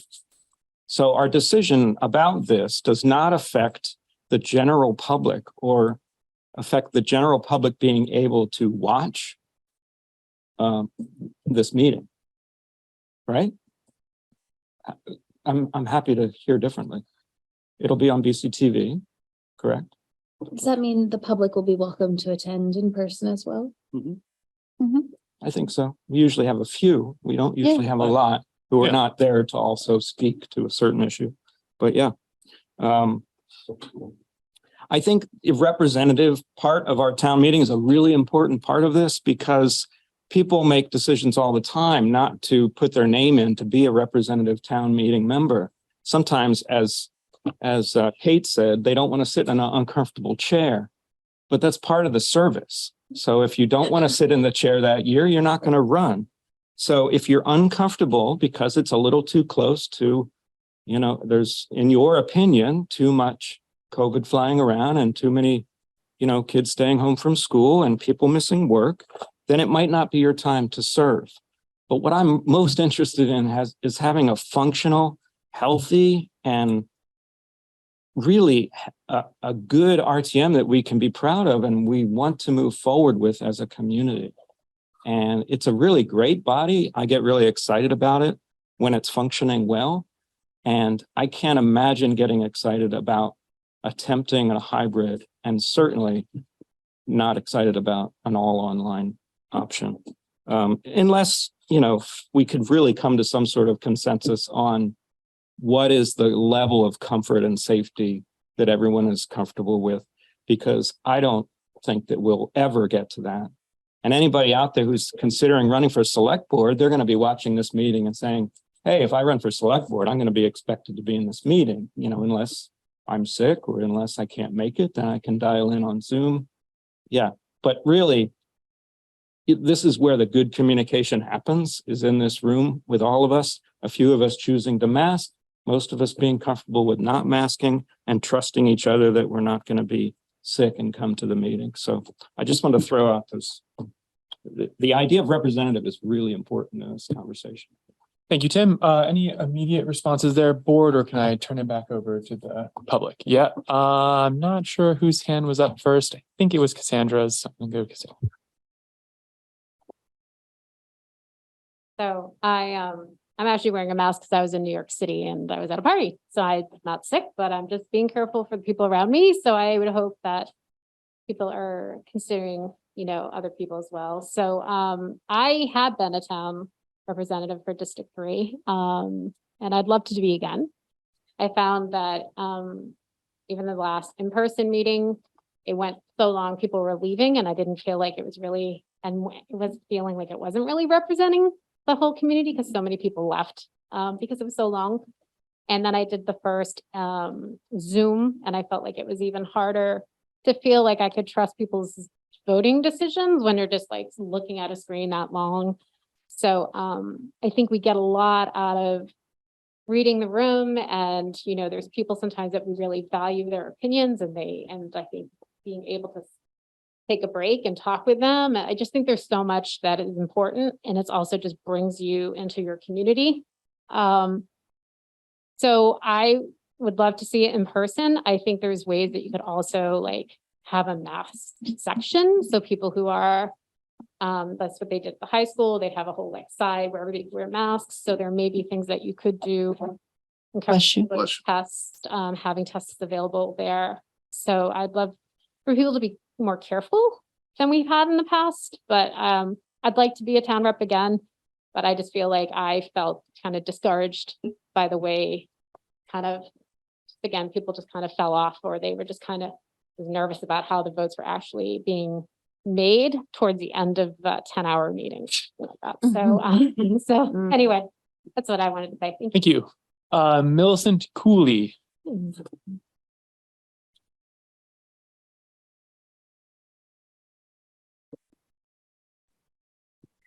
Hi, thank you. Millicent Cooley, District 3. I'm a rep, and I'm in favor of meeting in person.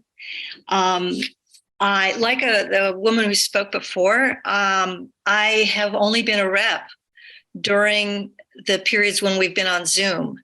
I've also worked over Zoom professionally and met socially for maybe 15 years. I'm very comfortable with it, but in this situation, I feel that I'll get to know my community better. By being in person, I'll have a chance to interact with people in the community that I might not normally interact with. And I think that is important, that I'm not just, that there's so many people here that I don't know, who are reps, and I'd like to have more contact with them. So I think that like the woman who just spoke before me, that there's a lot that we can do to make it safe. And I think that the value of that personal interaction outweighs the risk, and that we can handle it by being in person. Great. Thank you, Millicent.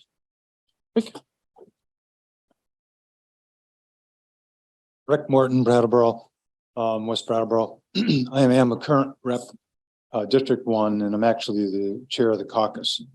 I haven't done any polling, but I was on the steering committee along with Millicent and a few other folks while it was functional during the previous year. And we did a survey, covered a lot of ground. But one of the things we were asking for is, what was your reaction to RTM? Now, we got a lot of very positive answers. And one of the things that was maybe critical of RTM was how long it took. No, surprise, surprise. And the fact that it carried over to another day, and then at least half a day there. And that was a concern to me. I still want to serve again, despite that. But what I'm concerned about, and I really appreciate Tim's comments. I think they were right on target, and also right here. Yeah. And even what Millicent said as well. I'm in favor of in-person meeting. I think we should offer the option of people observing through Zoom, but not participating as RTM member through Zoom. If we can accommodate that arrangement, that's just a suggestion. The classic New England representative democracy is you gather in a room, you talk things over, and you come to a conclusion, and you meet people, you go away, even if you didn't have a 100% agreement on issues, you go away friends, or at least your neighbors. And I think there's some great value in that. What I'm concerned about is that people who might otherwise become new RTM members, if they hear how long it took, or they heard feedback from people who were RTM members and had that critique about the length of the meeting, might just simply say, I'm not going to bother with it. And we could lose some vitality. I think we need to be sensitive to those who are concerned about health. That's a real concern. If we can make some accommodation, I'm certainly in favor of those. Some good suggestions have been made. And we should do what we can for that, but I'm really strongly in favor of in-person voting. And Zoom for those who wish to witness it, but not participate, but to observe it in that fashion. Thank you, Rick. May I? Yes. I just want to point out that the meeting is broadcast live on BCTV. And so that's how people have watched it traditionally, if you're not going to be physically in the room. And, you know, having it on Zoom, I don't understand what the point of that would be if it's also broadcast on BCTV, because part of the whole thing with when we did RTM on Zoom is like we had a specific, you know, list of people that were like allowed to join and nobody else, because those are the people that are legally allowed to vote. So the Zoom thing, I think, is probably redundant given BCTV's very good coverage of our marathon meetings. Thank you, BCTV. All right, I see Ricky, who's spoken once already, so I want to make sure that there's nobody else in the room who hasn't spoken already who wishes to. Is that a hand? Not a hand. And in that case, Ricky, we'll let you speak again, and then I think I'd like to turn it back over to the board. I've got a couple questions, and we'll see where we are at. Thank you. So I feel really angry and disgusted by how there is like this gatekeeping in so many ways in how representative town meeting is and has been coordinated for the last 60 years. And so like when I hear Tim say, if you don't like how it is, then don't participate. I mean, like that kind of ableist discrimination is why I'm not going to apply again in the future. But like for the time I have now, I am going to spend all of my time sharing with you about how we should be more accommodating to people, to expand and allow a more diverse group to participate in government. And so like he said, if you don't like the chairs, like don't come, but like I think we should have ergonomic, more comfortable chairs, because like there's a concern about like will the public be able to attend virtually as well, and be able to speak too. That I would love that so much, rather than just having the public watch government. They should be enabled to be part of that as much as possible. I yield my time. Thank you. Thank you, Ricky. All right. So I've got a quick question for David. So I think it's a difficult question that the board's got, and I've heard a lot this evening that's kind of pulled me both ways. I think my question to you is, and based on your expertise as having moderated in what is a pretty difficult entirely on Zoom experience, when it comes to all of the procedural hurdles that you would need to overcome, and I understand that you could overcome them. It sounds like that you could. Do you feel that when you were to combine them all of the different hurdles and all of the time that would be that would take to overcome each of them individually, would they together affect the process to a point where it would affect people's ability to participate?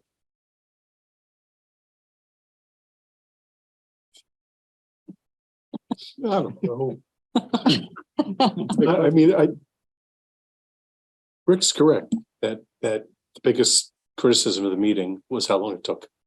Yeah. And the only thing I can really get out of all the procedural issues that's going to wind up taking longer. Yeah. Even then, you think even then the fully remote? I think so.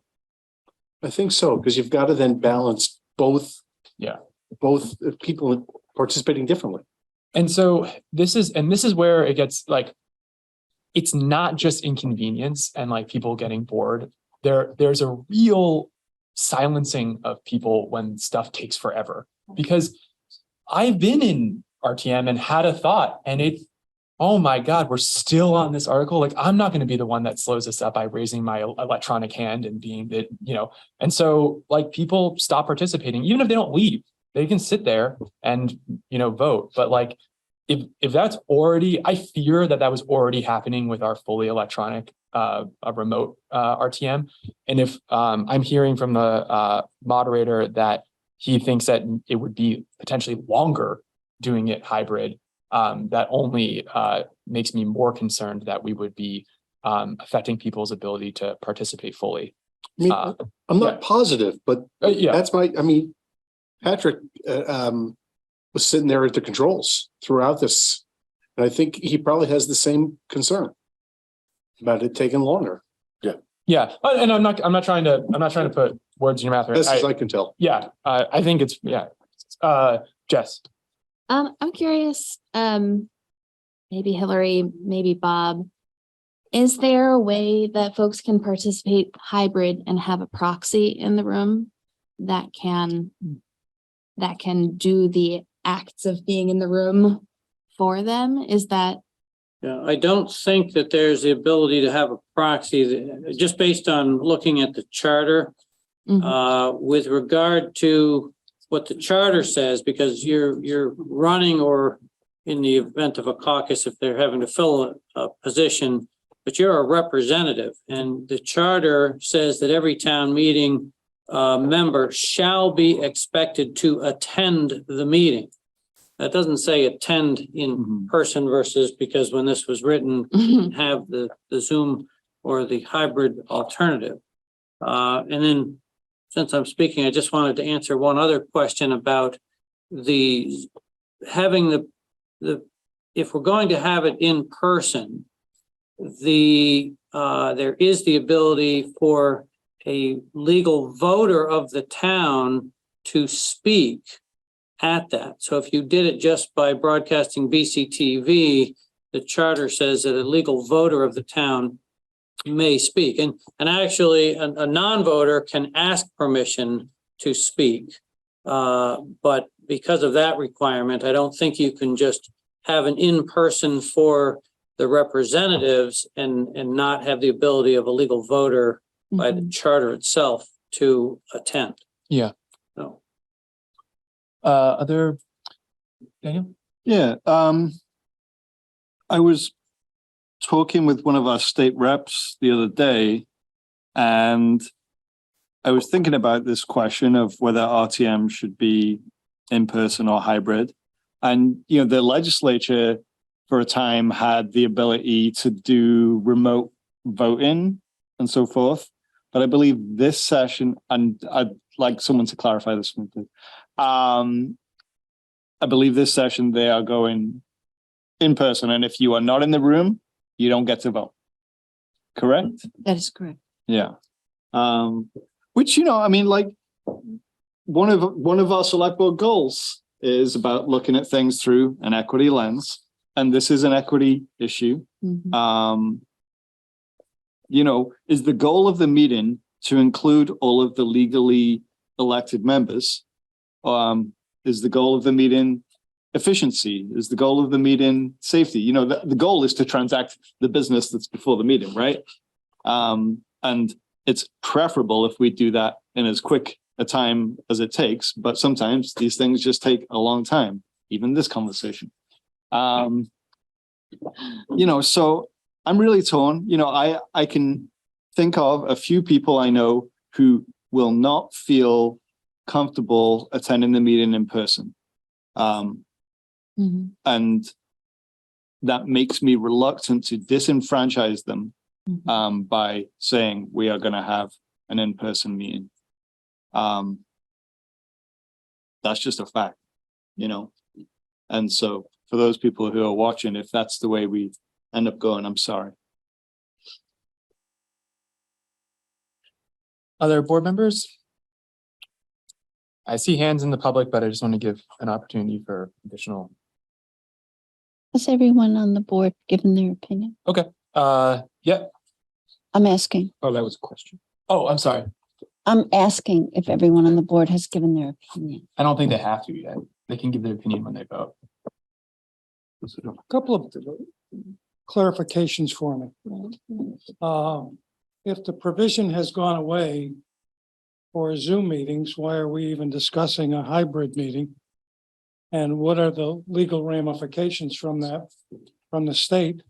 Could a town meeting member file suit against the town for having a Zoom meeting?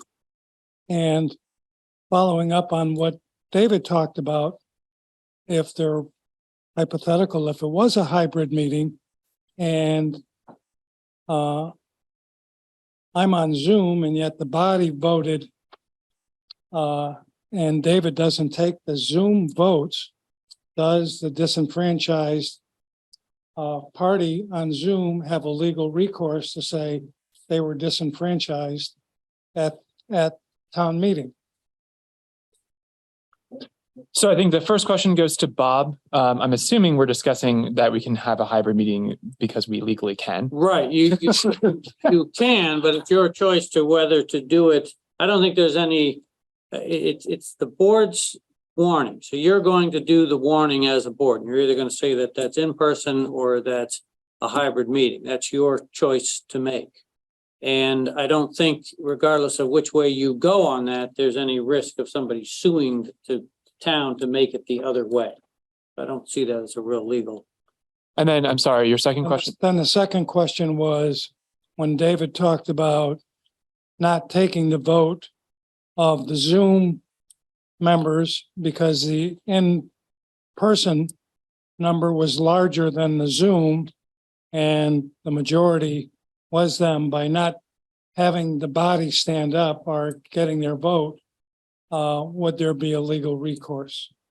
I guess, again, I don't see that there's legal recourse there because anybody, whether you're taking hypothetical of a hybrid situation, but if somebody, if the town moderator did not also ask for a poll of the people participating by Zoom, and you made a determination that the ayes have it or the nays have it, your decision as the moderator can always be questioned by an appeal.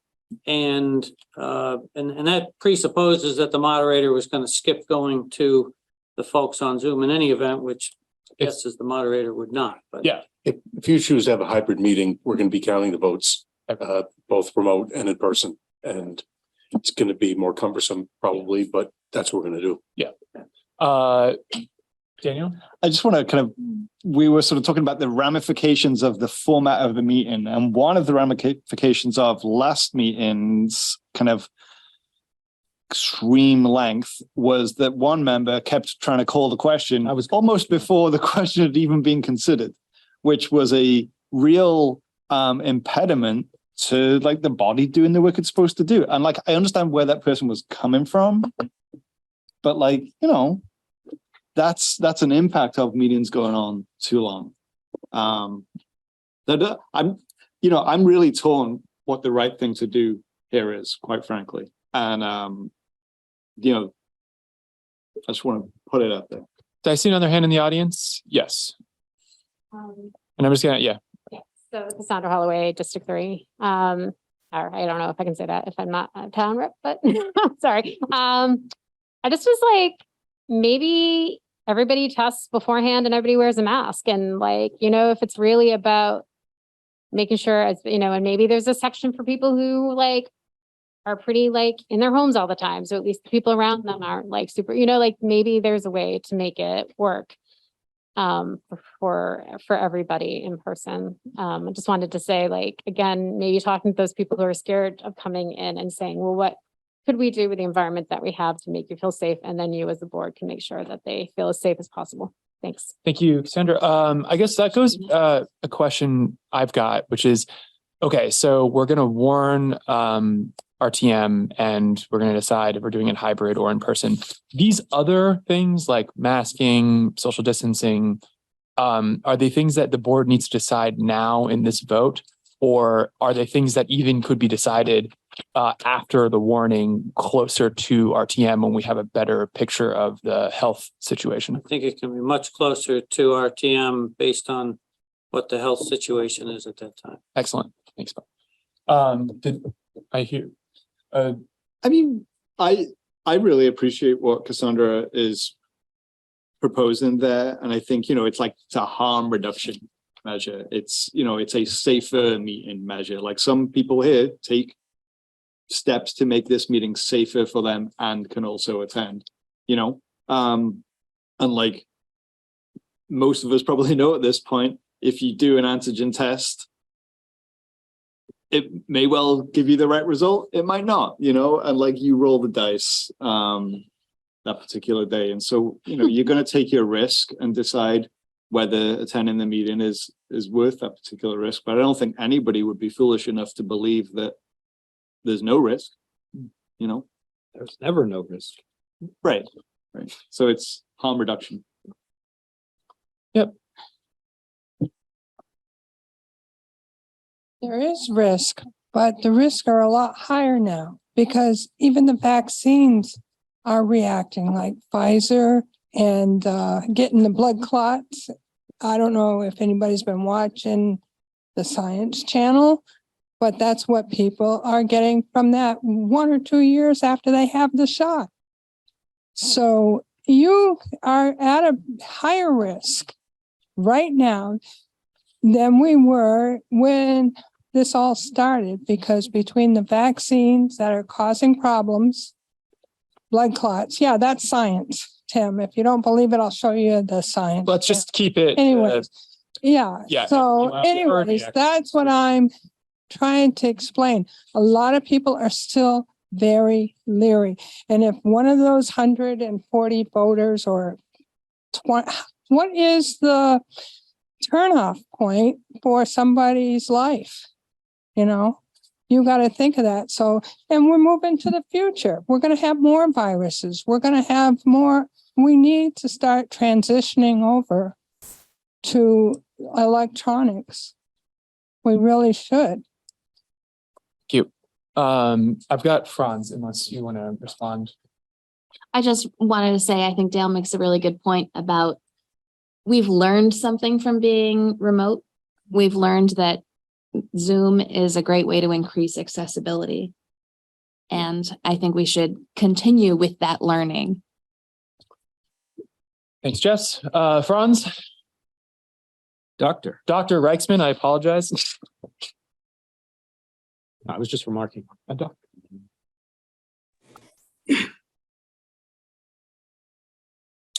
Hi there. Hello, everyone. Yes, doctor is technically accurate. And not only that, but I also got a master's degree in epidemiology before I went to medical school. So I do know something about the subject. And I first want to say there's no evidence that the vaccines cause significant health problems for enough people to make it a consideration here.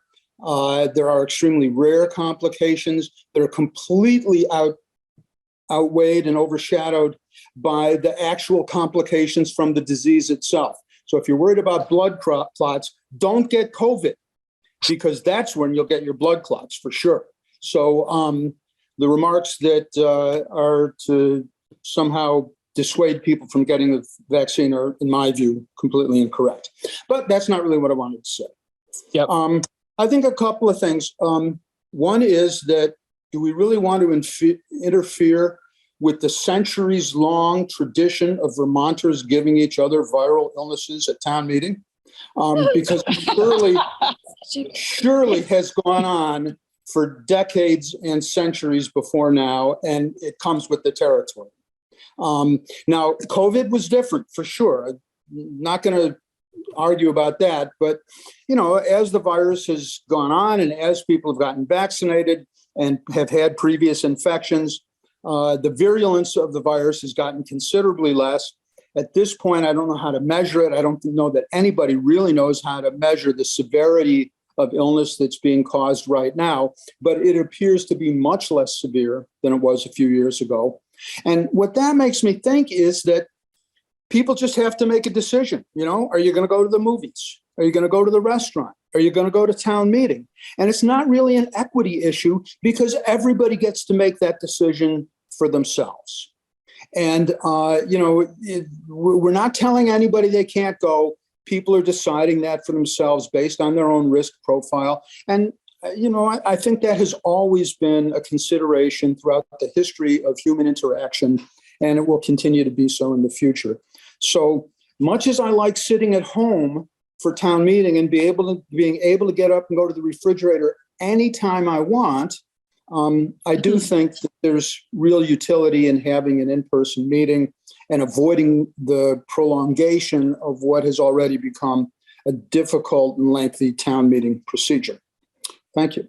Thank you very much, Franz. All right, board. I think we've talked this one pretty thoroughly through. So I'm gonna, if we want to have some final thoughts, any additional questions that have come up with anybody with the public comment. But I very much think that the board should try to come to a decision tonight so that we can give the people who are responsible for organizing this the time they need, depending on what our decision is. So is there any other final kind of comments, questions? Would you like to hear people's opinions as they vote? I don't really need to, but if other board members have any other thoughts. I think you've heard my I think so. opinion already. In that case, I would entertain a motion. Liz? I move that we determine that we should have an in-person town meeting with safety measures to be determined. Excellent. Okay, Liz has made a motion to hold an in-person town meeting with additional safety measures to be determined at a later date. All those in favor? Aye. Aye. All those opposed? Aye. The motion passes 4-1. Thank you very much to Hillary and David for being here to answer the questions. And I really appreciate everyone who was able to participate and help us with that difficult decision. Now it's 8:35. We went over when we usually break. So let's adjourn for 5 minutes, give everyone some time to stretch. All right. So we're going to move on to agenda item 9, new business B, which is the FY24 general fund budget flagged items discussion. So the board over 7 meetings has discussed every element of the FY24 budget. In an effort to make that process move along at a reasonable pace, and also to give the public and the board opportunities to think about and potentially get more information on items, we had a flagging process where when there was an issue that a board member or a community member asking the board to think about more or get some information on, we flagged it and then determined that we would come back to those items in January for additional consideration once information was provided or there were answers to questions that were posed at the time. The memorandum that was prepared by at the time interim town manager, but now assistant town manager Patrick Moreland on the 19th, is a combination of of all of those flagged items with the information that was requested by board members or by community members when we were discussing them over those 7 meetings. So board, what I am planning to do is we've all reviewed the memo and so has the community. So I'm going to walk through each of the items and I'll read out the bullet point, and then I'm going to give us an opportunity to discuss the item further if we have more questions or consideration for that item, because we're not approving the budget tonight. So if there's an item on here that that we flagged that you don't feel was sufficiently understood by town staff when they were trying to answer it, or by reading what's in the backup material, you got more questions, we can note that, we can discuss it. And if we can come to a resolution tonight, then we can finish it and that can be done for the budget, or we can always take it to another meeting if there needs to be additional backup work done. So, and then I'm going to give, and I'll let the public also speak on the items as well as we move through them. Yeah. Does that process work for you all? Yes. If we feel strongly about one item that should maybe be discussed at a meeting, can we just cut the conversation and say, can we just put this on an agenda? Well, I will basically start by just saying that both the proposed generational improvements to the Living Memorial Park. Awesome. And the communications coordinator, both of those items are going to have additional discussion on next Tuesday's meeting as well. Yes. Great. Thank you. Were those the two items that you were? Definitely. Yeah. Okay. Thank you. If there's other ones, I think I'd like to have discussion tonight on them, but we can always push them too. Tim? So if, leaving those two aside that are aimed for the 10th, correct? Yes. Anything else that appears on here that we wish to discuss further, you would like to accomplish tonight? Or are you proposing that there will be time in the future to discuss items, or we're just going to see how it goes? No. So I had this very same question when we were making this agenda with Patrick. It's like, you really think we can get through all these flagged items tonight? And I think we may be able to, we may not. But what I would like to say to answer your question, Tim, yes, we can discuss them further, but I need it to be clearly indicated by you or one of the board members that we need to have further discussion on them so that we can give town staff clear direction on if you need additional information. Is that fair? No. Isn't what I'm sure it's fair-ish.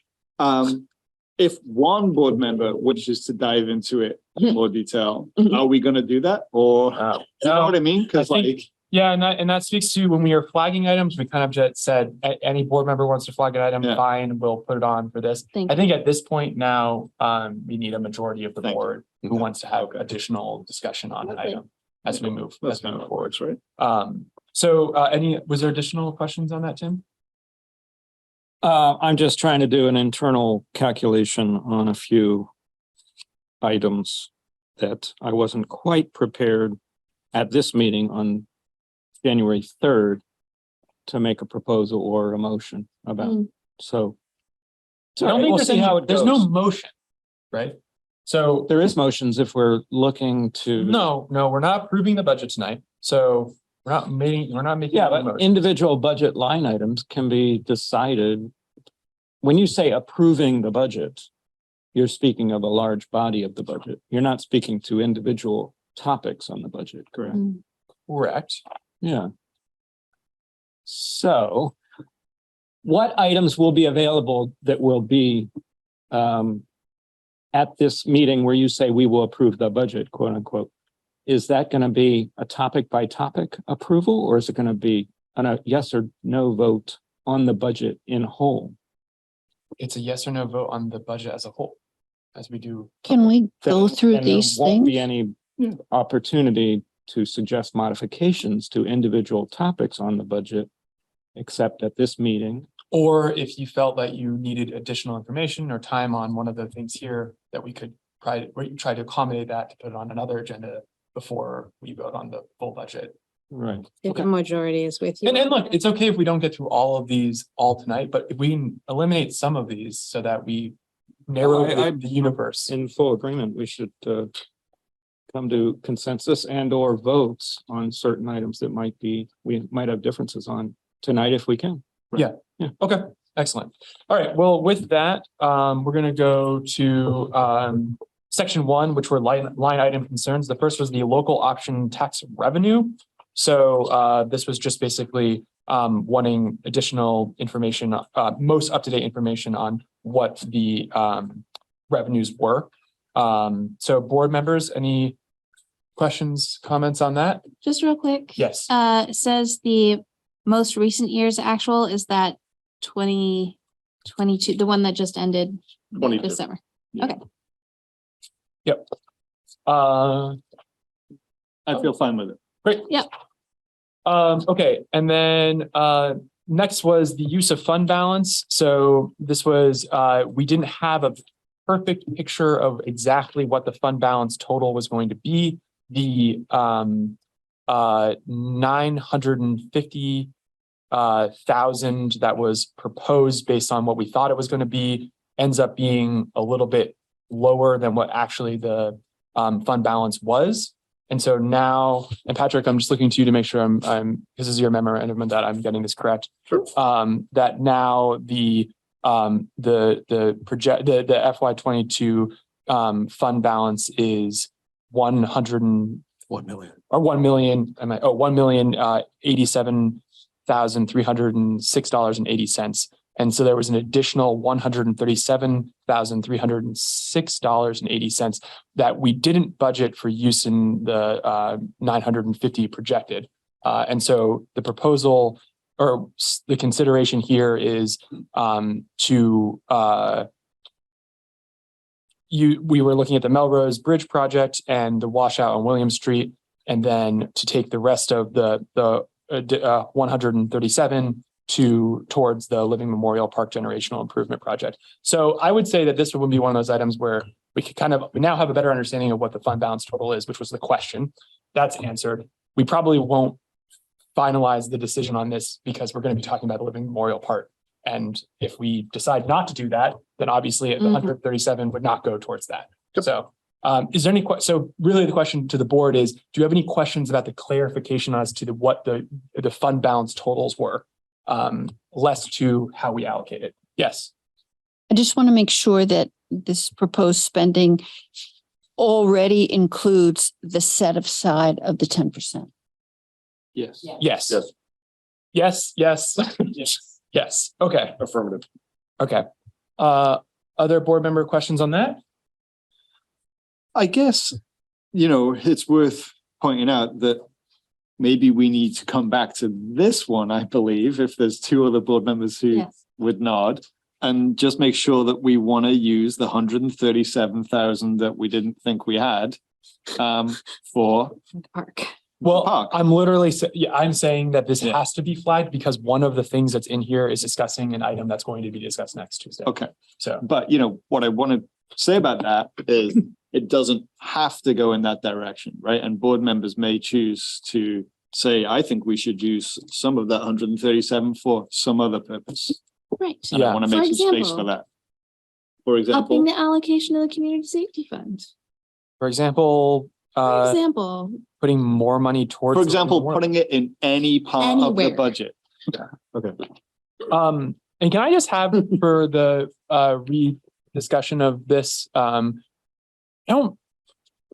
was the backup material for this included in depth on the Melrose Bridge replacement and the William Street washout, like a discussion on those two items? Those two items were discussed under the night we discussed capital. Yeah. And so I think the board is aware of the Melrose Bridge replacement project. Yes. We went through a process with VTrans where we ended up we had to come to a decision as to what scope of the project we were going to endorse. Yep. And the scope of the project that we endorsed required a 10% match. Now, we spent a year trying to determine if there was some way around that 10% match, the conclusion of which was there is no way around the 10% match. And so staff have proposed using the use of fund balance for expenses such as that, because it's not an ongoing annual expense, right? If we were to use unassigned general fund balance to pay for ordinary expenses, it would be tantamount to putting our household bills on the credit card. Yeah. It may need to happen from time to time, but it's not a sustainable practice. So in order to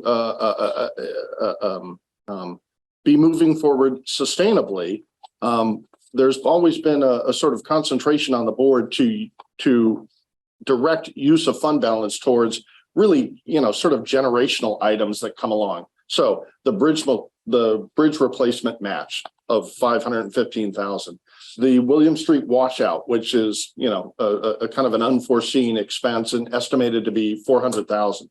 And then the remaining funds, staff would propose if moving forward with the generational improvements at Living Memorial Park, we might as well borrow less. Yeah. And so that would be our recommendation, but of course it's the board's decision. Okay. So we're gonna flag that. Any other discussion on it for now? Okay. So we're gonna move on to the communications coordinator. So this we're gonna discuss further next Tuesday, but we can have discussion on it now as well. My first request is that so the salary line item is $45,536.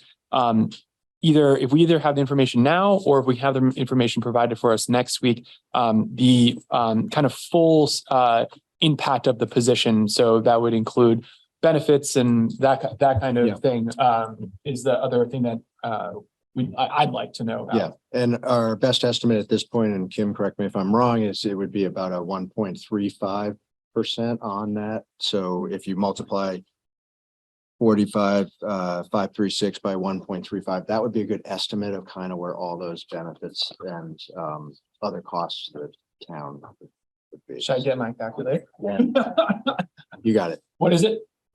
61,473.6 Would be the total cost of that position. 61,473. 60 cents. Can Do anyone? you want to invite Kim over to the table? Yeah, Kim, do you want to come up and sit at the table or here? Was just that also people watching at home couldn't hear that answer. Yeah. And I have a question related. Yeah, absolutely. But I don't know. Hi, Kim. Stepping on Hi. anybody. Did I step on something with Kim's answer? Or, how long because this job description is for 9/9/2022. How long has our communications coordinator been with the town? I think he was hired in September or August. I was thinking it was right around late summer. So I don't remember the exact date, but August sounds about right. Well, the job description says 9/9. I'm assuming that means September 9th, maybe. Oh, yeah. Unless it was updated or anybody know? If they were hired in August. We can this certainly ask, might have been together finally for September when they came up there. July. We can confirm that. Yeah, it was, I just texted July. Sally. It's July. That's right. Great. Yes. Other questions from the board on that? Any questions in the public? Yes. I'll just speak. Hi, Lars Torres. I'm good evening, everyone, on the Town Arts Committee. And I'll just offer a little insight from where we sit as a volunteer community and the value of this position. We're trying to do a lot more public outreach and got a mix of skills. Not all of them are communication. And your new communication coordinator has been accessible and really responsive and really helpful in helping us to develop some of the tools we need to better communicate with the public. So just wanted to say thank you. Really value that position. Thank you very much, Lars. I appreciate that perspective. Good to hear. Yeah, something that I think all the board members here definitely consider to be an important thing for how we outreach to the community. Other questions on this? And again, we're going to talk about this again. Because we'll be discussing the website as well next Tuesday. And so we'll be discussing this task, this job description's coordination with the website. I think that they're going to be separate items because the reason we're talking about the website next week is because there's if you recall, when we got the update, we were in phase 2, which is the coding. And there was some concern from board members that when we passed through phase 2 in the coding, and then there was sort of an opportunity to look at the website, that once that phase had passed, it would be much harder to make significant shifts and changes to how the website looked or interacted with outwardly. And so we sort of modified and went to, okay, we'll look at it in phase 2 now. And so people can sort of see what it's like where we still have that opportunity. So it's not that, I think we're just going to also have the opportunity to talk with the communications coordinator that's currently in the temporary position as well. Next week, we're talking about phase 2 of the website. Yeah, that's my understanding. Okay, at good. least. Yeah. And unless I've misunderstood that from. No, I think, you know, the board asked for an update, a more detailed update on the website project. got somebody on. I'm sorry. We have somebody on there. Oh, thank you. The board asked for a more detailed update. So we're going to provide that next Tuesday. And I think that's also an opportunity to have another discussion with Sally Nix about the particular position. And the board can have a more, you know, we provided the board with a backup. You specifically asked about, we'd like to see the job description. Job description is attached. And we can have further discussion about the continuation of the position in fiscal 24 budget. We're not. Okay. Additional questions on this at this time? Yes. I apologize because I did email Ian about this. My name is Kate O'Connor from Brattleboro. My concern is you're having a discussion about the website with the current communications coordinator, and at the same meeting, you're going to decide whether to fund the position. And I think that puts everybody in a real awkward situation because you're not hiring the person that's sitting at that table talking about the website. You're talking about a position of communications coordinator. I just want to bring that up. I think it's really, really awkward. Okay. Thoughts on that, Danny? Yeah, it is. You're right. And That's the way it is. that's kind of what the board asked for. And that's what the board's going to get. And I think from what I've seen of the communication coordinator's work, I think it is high quality. And I'm looking forward to hearing more about the website because I think the stuff that the board hasn't seen is the website stuff. Mm-hmm. You know, the other stuff, because it's about communications, we've all seen, and it's pretty good. You know, and if this board is inclined to tell Mr. Thomas that they do not wish to fund his position to his face, then that'll be an interesting meeting, and I'd be surprised to see it happen. Tim? But you know, it's welcome to do it. So, yeah, I'm pretty uncomfortable with the process of how this happened. This sort of position came upon us without us really deciding we needed a position, at least not deciding in an open meeting in a transparent way. So there's sort of a chicken and egg situation going on. And I insisted that we should have an update because I was told several times that Mr. Thomas has been instrumental in getting the website going, but I'm still unclear about the relationship going forward vis-a-vis the website and how much we are paying or not paying our contracted company who is creating the website going forward. I assume one of the justifications of the position is that we are not going to be under contract with that company going forward. Is that correct? Or it is going to be a contractual ongoing arrangement? You know, I would need to really do some additional looking into whether there's going to be an ongoing relationship between us and the website development. I don't believe there is, but I could be wrong about that, and I could get some more information. So I think then the solution to this is we should have the website update because it's important, and I understand the time constraints that exist that we need to have it sooner than later. But then let's not have the discussion about the communications coordinator until a week after. We have weeks in between, because I think it makes sense to hear about it before you're fully ready to consider the position, because part of the position is about the website, but we don't have to do it at the same meeting. You know, you can talk to Seth and you ask him questions about what he's been doing in the role, but then Kate's correct. You know, we're not considering an individual, we're considering a position, because theoretically Seth doesn't maybe want to work the full position. Maybe he's done once the website's over and we now put that position out to. I'm assuming that's going to be required. It does. That's what it says in. Oh, I'm the sorry. job description. Yes, you're right. I just meant like, it could be anybody in the future.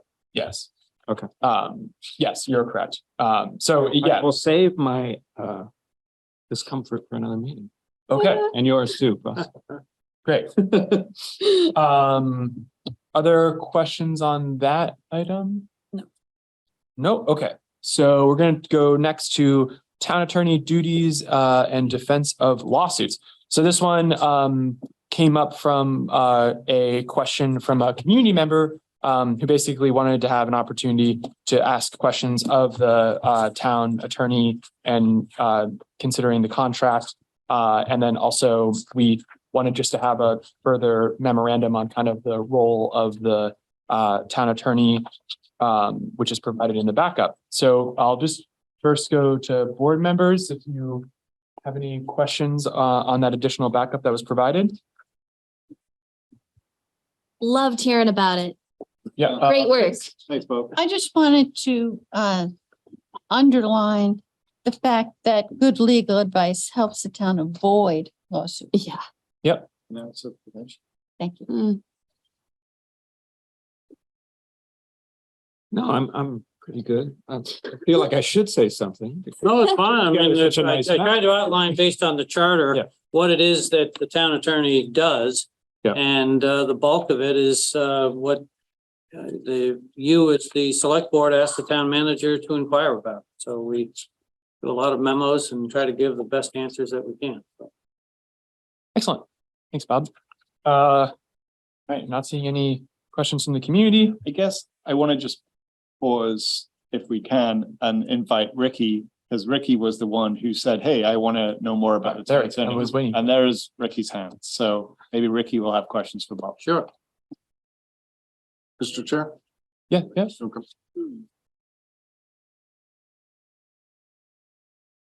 Yeah, thanks for calling on me. And because like when I asked before, I specifically wanted to hear about what cases he was either prosecuting or defending on behalf of the municipality for the last year. So I believe that was spoken to Ricky in the backup memorandum. It was, I believe, 6 cases. I believe this last year, there are just 6. In past year, there's been many more. The reason there are so few this past year, or in part, is that some of the batches of small collections and or library collections, we didn't have many during COVID. And then, of course, the ebb and flow of various litigation, I don't begin to understand the rhyme or reason as to why some years there are more, some years there are less. But this year, I just counted up the ones that we were actively doing in Superior Court, which were 6. So. Can you explain what those 6 cases involved? I can't really at this point. Some of them are active litigation, so I'd rather just not comment on the active litigation, but shouldn't like the people know, shouldn't we all know like what the municipal cases are though? Like why should that not be, why should that be confidential?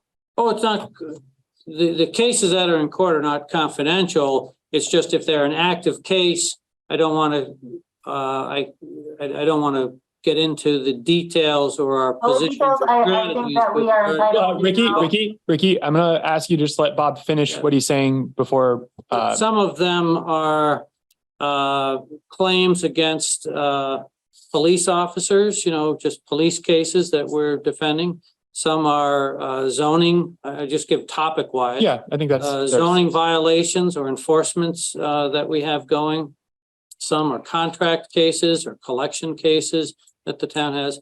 Those are the main ones. I did note in the memo that when we have larger cases that deal, sometimes they're larger, sometimes they're not larger, but if they deal with negligence or items that are covered through the town's insurance, those are defended through the Vermont League of Cities and Towns appoints a defense attorney as just like an insurance defense attorney on those. So those, while we many times will support their role in defending that, in collecting information here at the local level, because that's an insurance defense, those are farmed out to different attorneys and sometimes multiple attorneys, depending on the type of a case. Because there have been, in the past, there have been times when the whole select board is named and individually, and there might be 5 different attorneys for each select board member. So, stay away. So when you say the memorandum, when I go onto the municipal website and I look at the published administrative report, that there is no memo about the cases that you worked on this year. So I can help you with that one. And it's not easy. And I completely agree with that. So on that side menu, Ricky, with all the links, about halfway down in the middle, there's one that just says backup materials. Click on that. And then it's going to bring you to a new page. And then that is going to have like years of backup material. You go down, I think it's to the very bottom. And that the very bottom one is the latest backup materials, which has everything from all of the meeting for all of this meeting, which includes all of the memorandums and backup material for the flagged budget items that we're discussing now. And I would recommend just bookmarking that link, and that's what get you bind. We were talking about the website, where one of the things that's really important about the update is making that kind of thing easier to find, because I will admit that I had to text a fellow select board member about how to get there because I couldn't find it myself. So, okay. Ricky, do you have any it's important, I'm looking at it now in the memorandums for to have more information about the cases, about like what the subject is, and if they are either the defendant or the prosecutor in that. So I think that Bob has spoken to the subject matter of the cases more generally. He's spoken to the fact that he doesn't want to get more specific than that, because it starts getting into a place of discussing strategy and potentially material that is privileged. And we don't want to put the town at a disadvantage by talking about that. Also, let me just finish, Ricky, please let me finish, Ricky. And the other element of this is all of these cases are public information as far as the information that you're looking for. And so I think if you have a question about a specific one, that could be something that you could email and discuss with us. But I think beyond where we've gone so far, I don't really see the benefit of getting into that level of detail on each case. If I could just paraphrase to perhaps answer Ricky's question a little bit without going into exact cases. The zoning enforcements, the town would be the plaintiff. We have the collection or contract matters where we're trying to enforce a contract. Anytime where we're enforcing or trying to collect, we're going to be the plaintiff. If suits against the police officers, things like that, or if there's an appeal, let's say a tax appeal that we have from time to time, those are where we're going to be responding or be a defendant in the suit. And of the 6 cases, are we mostly plaintiff or are we mostly defendant? I would say this past year, we've been mostly plaintiff, but that's not always the case, depending on, we have had years where there have been lots of suits against different agencies or departments in the town. So, and there's also an element where are you counting cases where we are farmed out from Vermont League of Cities and Towns in that? In that 6, no. No, and so those cases were defendant. That's correct. So yeah, the reality is we probably have. Do you know how many cases we have where we're currently? I'm just estimating, but we have several at this point. Yeah. So. But the reason that that's not in this memorandum is because this is what the town attorney's responsibility is, which is not the VLCT's essentially insurance coverage. That's correct. Yeah. Yeah. Daniel? Yeah, I just want to kind of recognize that Ricky only just saw the memo and I doubt has read the whole thing in just the last 30 seconds. And what Bob speaks about in the memo that I think it's important for the public to understand is that whilst court cases may be like sort of attention grabbing, actually a lot of the value that the town attorney provides is day-to-day support, because there are often questions of, hey, what is legally permissible here? Or how do we interpret this part of the charter or the statutes? And, so my understanding from having been here a little while now is that that's the value that the town attorney provides on a daily basis. Yeah. And that we believe it's good value. Yeah. And I would echo that from my time being chair. Yeah. Bob. The other thing for Ricky, I would point out is there's also the Vermont Judiciary has a public portal. So if you plug in Town of Brattleboro, you should be able to look at any of the cases, not just the ones that I'm involved in, but some of the ones that the league is defending. And that you can, it's a little bit cumbersome like any portal, but you can get the public information of the status of those cases. So if Ricky needs help with that, Ricky can shoot me an email or shoot the town manager an email and we can go from there.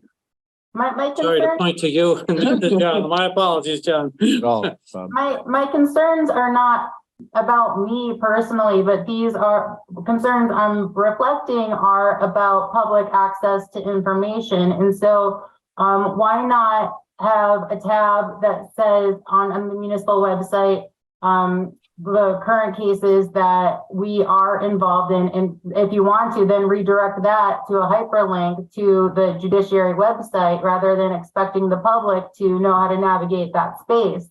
And so my follow-up question is, because it's that what he wrote as a report in the memorandum is only a 30-second read. It's extremely short and not detailed. And so what has he done to do preventative lawsuits? Like what arbitration and mediation has he done to prevent prosecutors from suing the municipality? Do you want to speak to, there are numerous times in terms of avoiding or preventing lawsuits that we may have a decision that comes to the town's attention and we research it, and there are times when my initial response might be, oh, sure, we can do that. And I research it and find some case law that says, no, we're going to get in trouble if we do that. We then discuss it.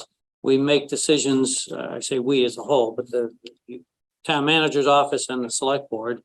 And there are times when we have disputes that are percolating and rising, that before we go to a lawsuit, either the town bringing the lawsuit or the town defending the lawsuit, where we do go to mediation to try to resolve our differences with a third-party professional mediator to save time and expense of the litigation. So many times contract cases are a good example of that. Big construction cases, for instance. So how many times have you offered that mediation this year? This past year, I don't think we've done any mediations. Why was I not offered any mediation? I can't speak to any particular case that you're involved with directly with the town at this point. When will you? That's not so. I think, Ricky, as you can understand, it's really not an appropriate time to talk about the contract that the town signs for, a town attorney, and asking about your specific case that you have pending against the town of Brattleboro. So when would I have another time to speak with him? That I would have referred you to our town attorney for the active matter that you have. I think you're. I'm not even going to speak on it. I would just refer you to. I don't know when. I believe Ricky has an email just in regard to Ricky. Just let Bob finish what he's saying, and then if Ricky is unrepresented, then Ricky can contact me directly with regard to Ricky's lawsuit. I do represent myself, and I did ask for mediation and I wasn't responded to. So does the select board decides, he orders him in this hierarchy of what to do. So why wouldn't the select board intervene to direct him to offer me mediation? So now I'm just gonna sort of cut this off now because this is totally unrelated to this contract and So can I go back to a different question? no, I think unless is it relevant to the I think so. Is there any intention to include in the municipal website more information about the status of the cases that the municipality is being sued in? I think we can talk about it when we talk about the website next week. I think it's kind of an interesting question about, I mean, the public portal is a little clunky, but it is, you can use it. I think I think that we could have continued discussion about that, Ricky, but it's not really a discussion for talking about contracting with an attorney for the town. He is involved with representing the cases, and I'm asking questions about the cases he's representing. Well, yeah, well, now you're asking about putting it on the website. Which he would also be involved with. Yeah. I think that you're constantly trying to dismiss anything that I'm trying to bring up, and I don't appreciate you constantly trying to shut me down. I'm not trying to shut you down. I'm just trying to keep the conversation on topic for what we're discussing tonight. And what you consider is on topic is mostly things that you want to say and that you want to hear, not what other people have to share. Okay. Do you have any other questions or comments on the town attorney duties and defenses of lawsuits memorandum? Okay. They stepped away. So, board, other questions on? Much thanks. No, thank you. No, great. Thank you, Bob. Thank you. Okay, thank you very much, Bob. Yeah, I echo everything else the board said. Thank you for your work, and we pay you well for it, so. Okay, so we're gonna move on to Town Arts Fund. We've got someone from well, Jess, do you want to speak to this because you were the one who asked for this to be flagged? Or am I? Sure. I mean, there were, I think, more than just me, but okay. Yes. This item I asked to be flagged because the Town Arts Fund has been level funded at 15,000 since 2020. And I was curious if it was being utilized, if there was a need for it, what impact it was having. And I was able to connect with the two leaders of Arts Council of Windham County through our wonderful Town Arts Committee chair. And they sent me something today. Yeah. So I would love to have Lars, or if Sharon or Chrissy are available. If Sharon or Chrissy are on, thank you for giving us that information. I just, so yeah, there is a really helpful kind of update that was provided to Jess and forwarded to the board that I think would be important for considering this item, and it should be incorporated into the backup material for the public to consider. So on that basis alone, I would say we should just flag this again to put it on so that we can put that, unless we have them here to discuss it. And I don't see. Could you ask them to raise their hand? It's not clear who I'm seeking. Sharon or Chrissy? If you want to raise your hand, I'm not seeing them. Not seeing. Yeah. No, they both have small children, and I told them we might get to this around 7:15, 7:30. Yes. So They did provide a really clear, little piece of backup, a little late, but it was pretty clear. I didn't see. Could we just include it in the next meeting? Yeah. Let's just include it in the next meeting and take it up then. Okay. So that one will go. That one will flag. And then they won't need to, if they don't have time to appear for that, we'll have that backup material in the public records. Because what we're asking about here is increasing the funding for that line, and people in the public aren't really informed enough to be able to come to this meeting and have an opinion about it. So we need to put it in the public material. right, because the backup for tonight, I guess, wasn't sufficient. Yeah. Okay, so we're gonna move on to ambulance services. Oh, I guess this would be another one that we probably will flag for continued discussion. Really? Well, I don't know, maybe not. So it's a total of $131,250, which was presented in the staff's FY24 budget for ambulance services. And it's calculated off of a 5% increase over the current contract with Golden Cross. So board discussion on this item. We basically flagged it last time because we were waiting on the AP Triton report, and we weren't really sure about what this line item should look like, and so we flagged it for additional consideration. So yeah, Seems fine to me. I'll buy it. Yeah. I mean, I think that the public are probably curious about how we're going to proceed with the findings from the AP Triton report. Right? Yeah. And I'm laughing at your he's laughing at my notes that I diligently put together. Sorry. So, maybe we do owe them a little conversation about this board's thoughts on how to proceed with this study, and figure out what ambulance service we should have. Yeah. I'm not saying we need to make a decision about who to contract with, but just a little more open conversation about, now that we've had this, what are we going to do with it? Yeah. And so I think my question is, should we discuss that now, or is that the kind of thing where we should put it I'm on not for- prepared to discuss. Yeah. that now. Okay.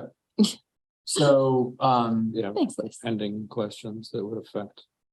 So yeah. Okay. One of the reasons why we did it this way was to move through a lot of the items where we felt we could just come to a decision tonight, and then we can warn individual remaining side items. I don't think so. Agenda, so it's more clear than what we're going to discuss. See you tomorrow, for sure. The public can prepare and be here for those. So do we expect to take up the question of ambulance service in a meeting in January? I guess that's the question the board should consider.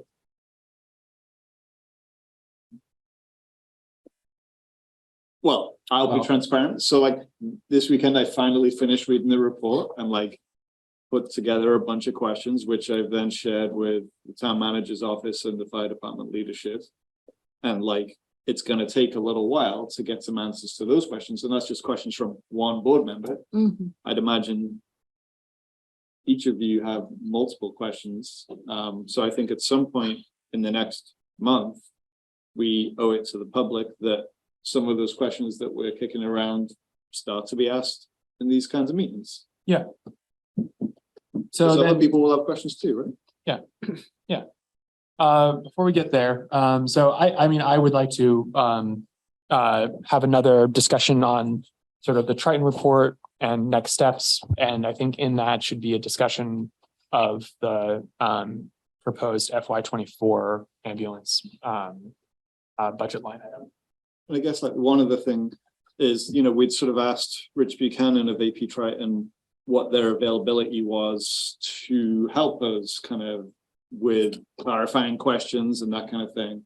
And so we should maybe connect with Rich and see what his availability is over the next several Tuesdays. And maybe he can zoom in to a meeting and we can ask him some questions. Sounds good. Okay. Sure. That's fine with me. I'm just not sure of the correlation between having that initial discussion. Sounds like it'll at least be initial if we're trying to squeeze it into January, February. Yeah, no, that's fine. How it correlates to the budget line. Right. So does it? Is it something that we're aiming to try to decide upon the report before the budget is laid? Because if so, I don't know. I mean, if we're talking about the previous line item for rescue, for instance, versus the current line item for Golden Cross. Yes. Very different animals, you understand, and one was a straight up ambulance and what we're doing now is different. If we think somehow we have to decide that in order to decide the number, let's make it a higher number. So that we can have the room. Yeah, okay. So we're not accused of. That's, and I think that's kind of what I'm concerned because about. I don't want to make that decision in any kind of rushed fashion. No. And we're dealing with a pretty heavy budget lift. So why would we try to tie ourselves just because of a 131 versus a, what was it before, 285? 280, yeah. So maybe we need to allow ourselves the room to make good decisions. I think, and I think that's kind of, I appreciate that, Tim. You've articulated, I'm a little flustered, so thank you. Yeah, I think I kind of just want to provide us the space in the budget so that we can make an informed decision on that and not rush it. And so I think just basing it off the FY24, off the FY23 Golden Cross contract increased by 5% doesn't necessarily give us that room. So, well, I mean, in reality, we have the room, you know, we have unexpected things that could occur in any budget, right? But showing this line item as just 5% over the current payment to Golden Cross gives people the impression that we've made some sort of decision when agreed. I haven't made a decision about everyone else, but that's all I'm concerned with. I'm not really concerned about that. I mean, that's a significant amount of money, obviously, but that's not the point. The point is to not give people the impression that we have locked out any other possibility, one of which was considered in the report. Yeah. So if we're gonna have a placeholder, we want the most expansive placeholder. Yep. Yeah. I just want to check the implications of that, right? Because we balance the budget, right? So the expenditures must be matched by the revenue. So we'll set the tax rate at, you know, this and well, and what's our timeline, right? So like when we do the warning, the item on the warning for the budget, remind me.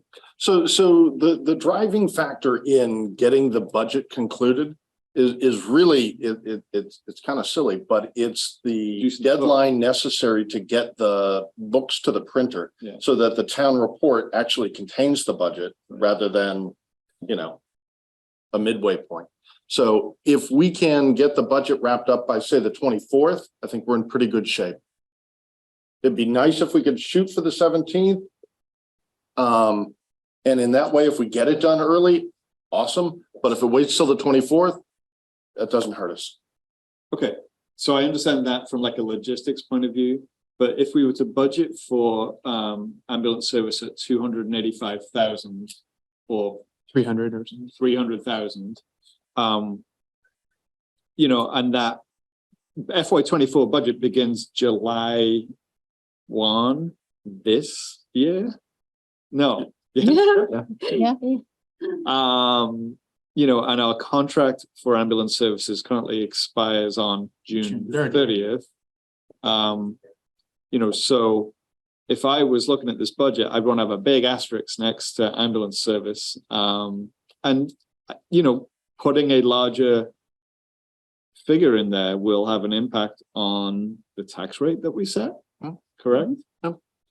Unless we do something creative, like take it from the unassigned fund balance. The unassigned fund balance guideline. Yeah. But then that's effectively, or more creatively, maybe split the difference between the two numbers. Yeah. Which shows a little bit of fiscal responsibility and also communicates that we haven't made a decision on the Because we haven't made a decision. and that was one of the criticisms that we received last year was that we had a budget that was exactly the line item for a previous contract. And so it was sort of considered that we had approved that contract where we had not. And so it doesn't really make sense to me to approve exactly the line item for a contract that we haven't approved yet. Because we are still considering. So I would like to propose then that we set that line item at, say, 300,000. But in order to not have an overly inflated tax rate, we find ways to offset that with unassigned fund balance. And I'm sort of looking at Patrick, but I should be looking at John. I know that you're listening. I'm looking at Ian. They're looking at each other. Yeah, We're all looking at each other. maybe I'm looking at Russ. I don't know. We gotta find $170,000. Yeah. Well, I got 137 that I can find for you right now. Yeah. Yeah. So, There, you're going. okay, Dick, thanks. Just one second then. Let me make sure that there isn't any other comment from the board and then I'll take public comment. So is there anything else on that for now? All right.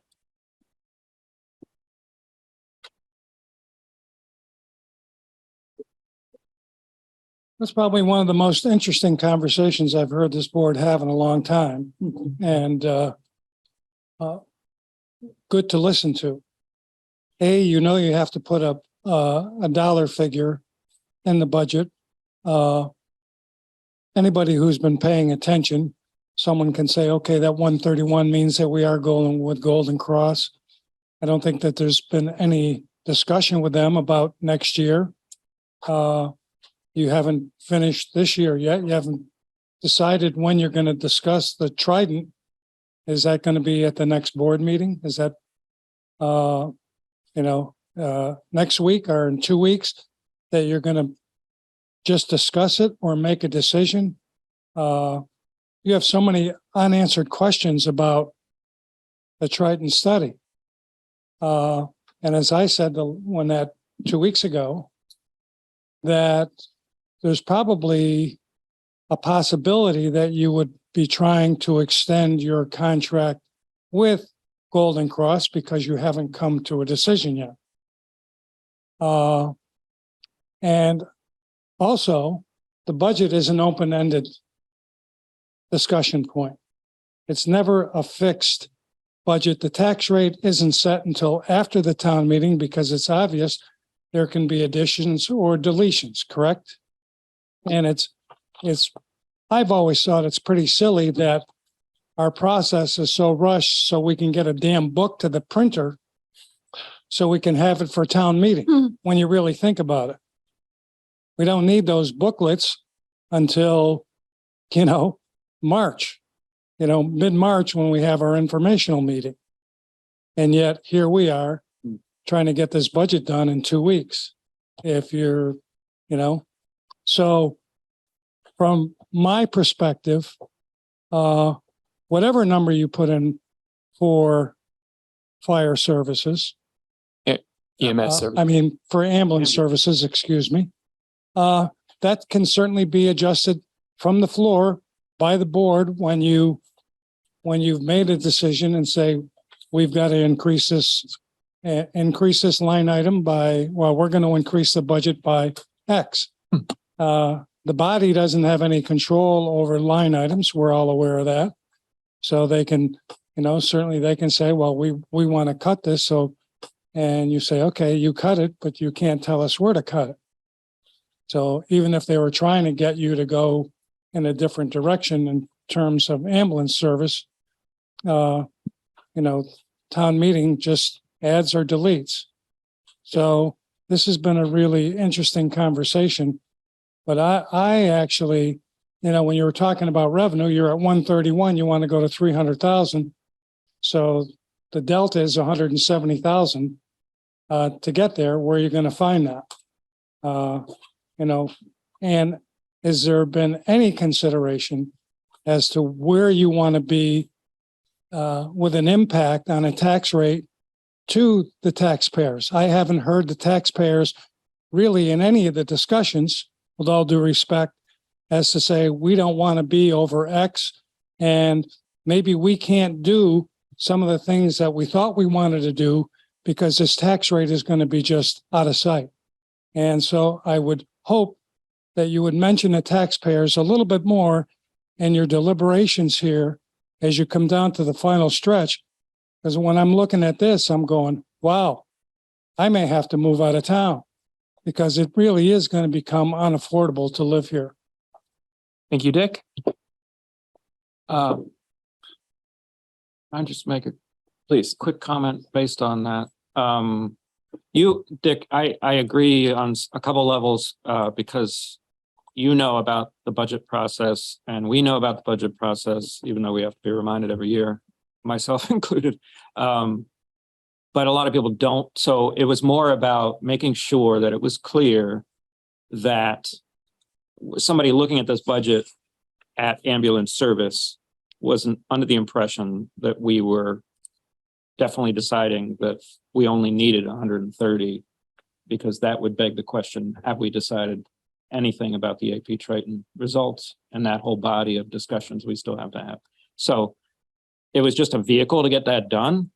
And so that's what I wanted to say about that. And I do want to support your assertion that at some point we really should have, Peter used to provide to us a, sort of a running timeline close to the end, in all fairness, because we have a lot of flags that we're dealing with.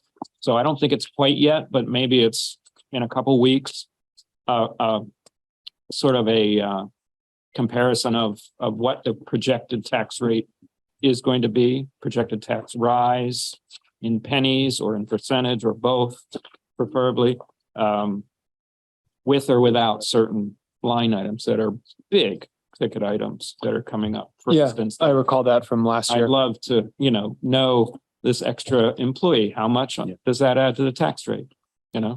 What is exactly, we're going to find out more about this next week, what exactly is going to happen with the rate vis-a-vis the generational improvements project, Living Memorial, that kind of thing. So why don't we plan to have that as a sort of running backup material for the additional discussions on these big ones? So we'll have that. Hopefully, if we can have it for next Tuesday, that would be excellent. Yeah. Okay. Yeah. Yes. Section 2, issue concerns. We do talk a couple of things about the tax rate. So we could merge all those questions together. Well, it's a little different. It's a little bit different, but I think towards Dick did saying, want to say something. what is our tax rate compared to other municipalities, and what is our tax rate as a whole? Yeah, but you understand I'm referring to overall. Yes. Like here's a projection going forward. Did you have a question on? No, I'm still not clear on the, whether you want to flag this particular item for further discussion, or whether it's We haven't quite got there yet, because we've kind of gone a bit of a tangent. We were tempted to come to a number, but I'm tempted to just come to a number. Yeah. Okay. But Dick, The only point I wanted to clarify was when Tim says 131, people are going to make the assumption that we're going to go with Golden Cross. And if you go with this one over here saying Daniel. Daniel, every now and then I forget, that's right, Daniel. This guy. See that part. That guy. If you go with 300,000, people are going to make that you're going to go with option C. I know.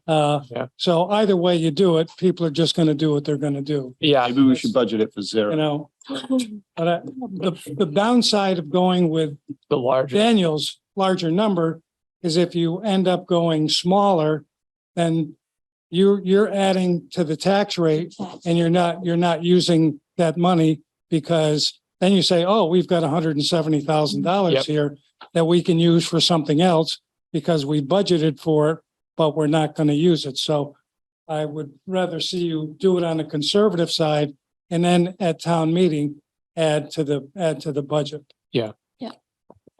Yes. Sorry, I'm just going to jump in. Yeah. Other one. That's a good perspective, and I was going to say basically the opposite of what you just said, that we do it at 300,000 with a big asterisk, and then at town meeting, which time we might know a little bit more about what our intentions are, we then reduce it to whatever it needs to be, or increase it. I don't know. I mean, who's to say, Dick? I do want to just say though that in the town manager's budget message, whilst it isn't like a table, there is sort of a narrative in the bottom line for FY24 where it talks about the tax rate. It makes reference to changes in taxable value, and speaks to the historical range of tax rates. So maybe we could have that presented more in like a table for future meetings. And the budget number has probably changed since you wrote that budget message. No, Anyway. the budget has not changed one penny. Really? It was initially proposed by staff. Very well. And so the reason behind each of these bullets in this particular memo is to elicit direction to either raise the rate, lower the rate, or leave it as it is. Okay. And so Which I'm sure we're all when very each of those changes is ultimately decided upon, we can rerun the budget and we can rerun The tax rate. calculations around what the tax impact will be. Absolutely. Okay. So, okay, board, do you want to keep it at 131, 250? Do you want to increase it to 300? Do you want to split the baby and do something in between? I think that there's a lot of different, there's a lot of good discussion. I agree with Dick that there's been a really good discussion on this, and that we have the ability to make a motion on the floor at RTM to affect this amount as we discuss this further and don't rush any kind of decision on EMS contracting. So we just need to have Liz?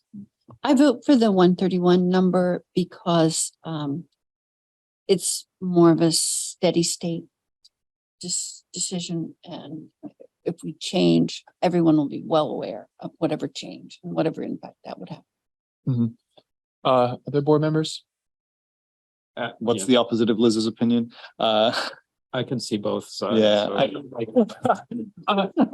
I mean, I could see it going both ways. I think just a big asterisk next to that line that says subject to Really, contract. Numbers generally, you can't really enter the asterisks in the Excel spreadsheet. Yeah. Well, in the bit that says ambulance service, maybe there could be parentheses, subject to contract yet to be decided. I don't know, something like that. Player to be named later. It's kind of, Aren't most of the lines?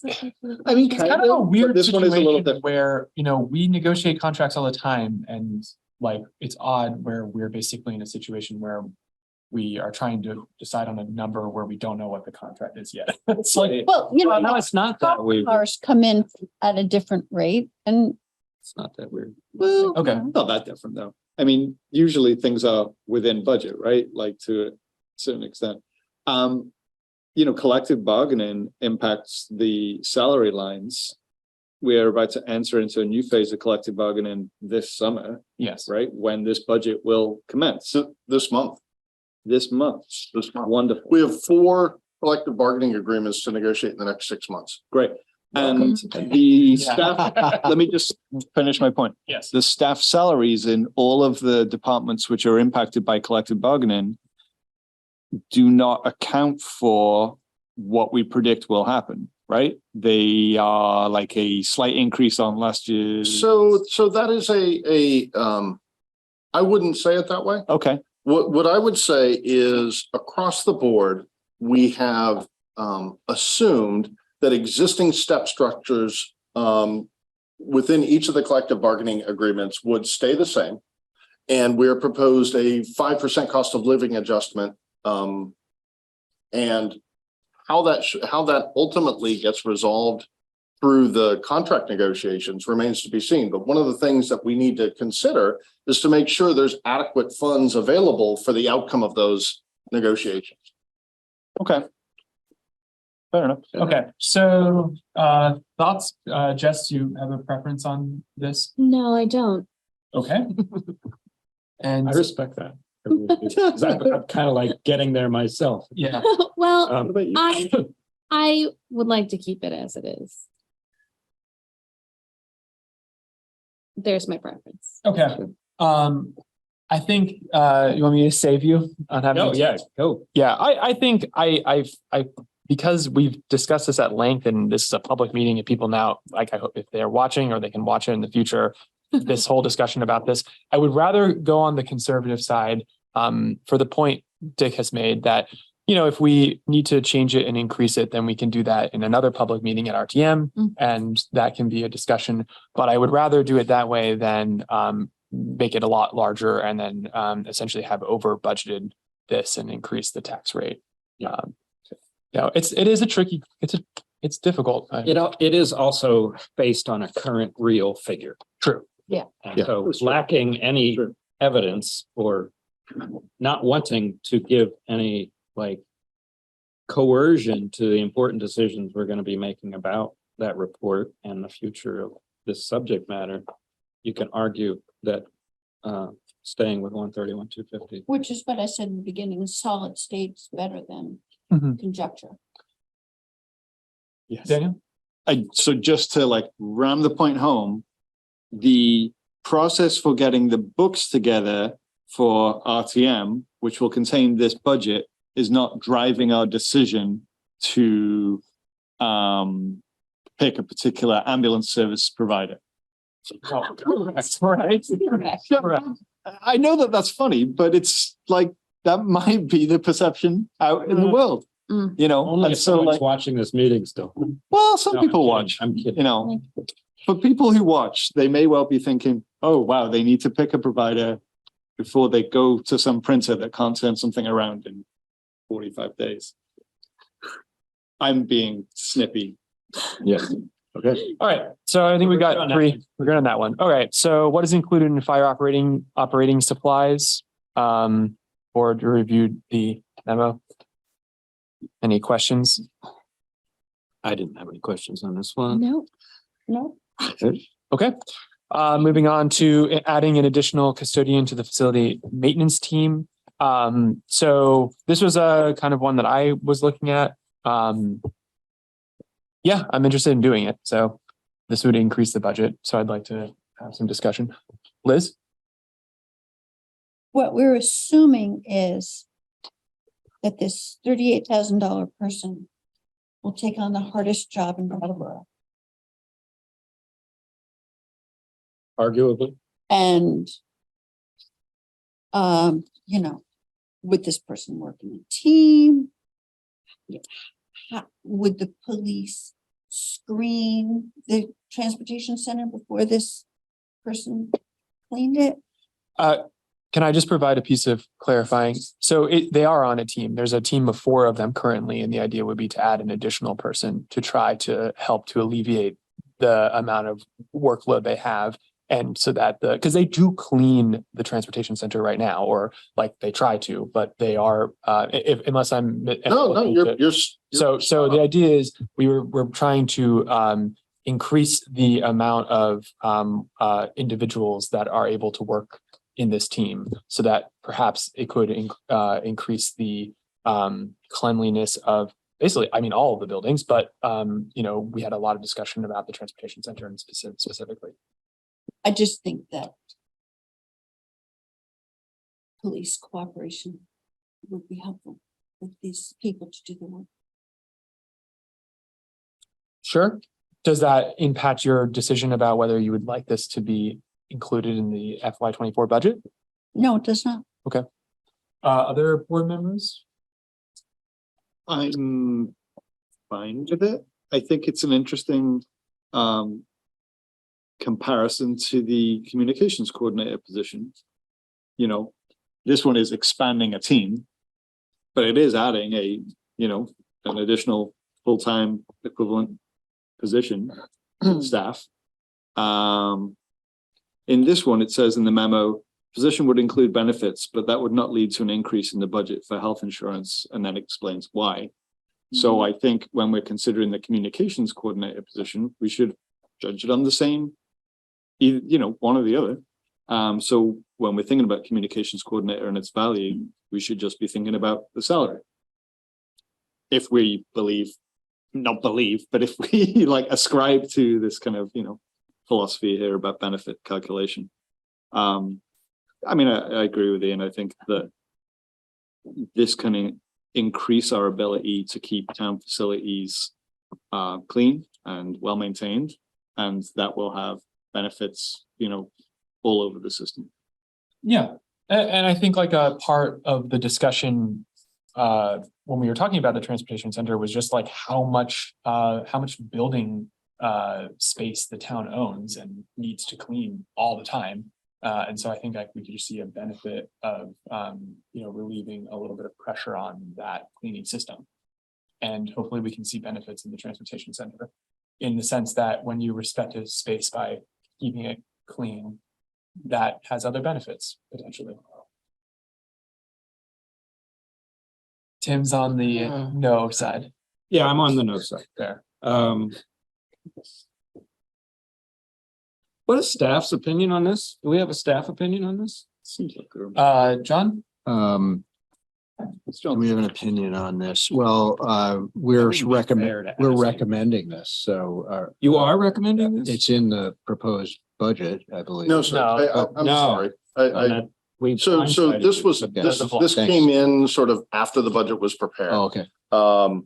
But in answer to Tim's question,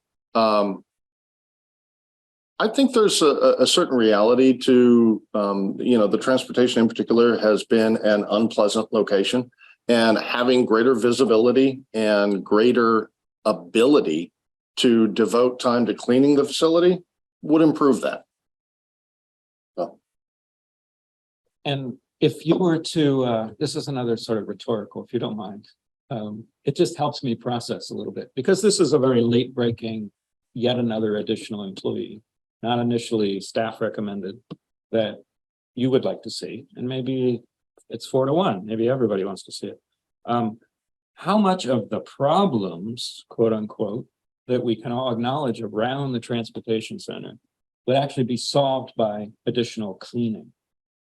I'm not arguing that cleaning the transportation center is going to solve all the problems. I think that that is one of the issues. And also every time we talk about cleanliness and we talk about cleaning things in the town, I hear about how overworked our cleaning staff are and how we have so many buildings. And so it just seems like kind of like a double thing. Like we have more cleanliness happening at the transportation center, plus we're alleviating some stress on the system that seems kind of stressed.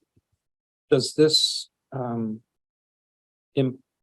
I to assume that the one additional employee would be completely assigned to this center, or just on a That was team? my I think question. primarily is probably the best way to put it, right? Because it would still be part of a team.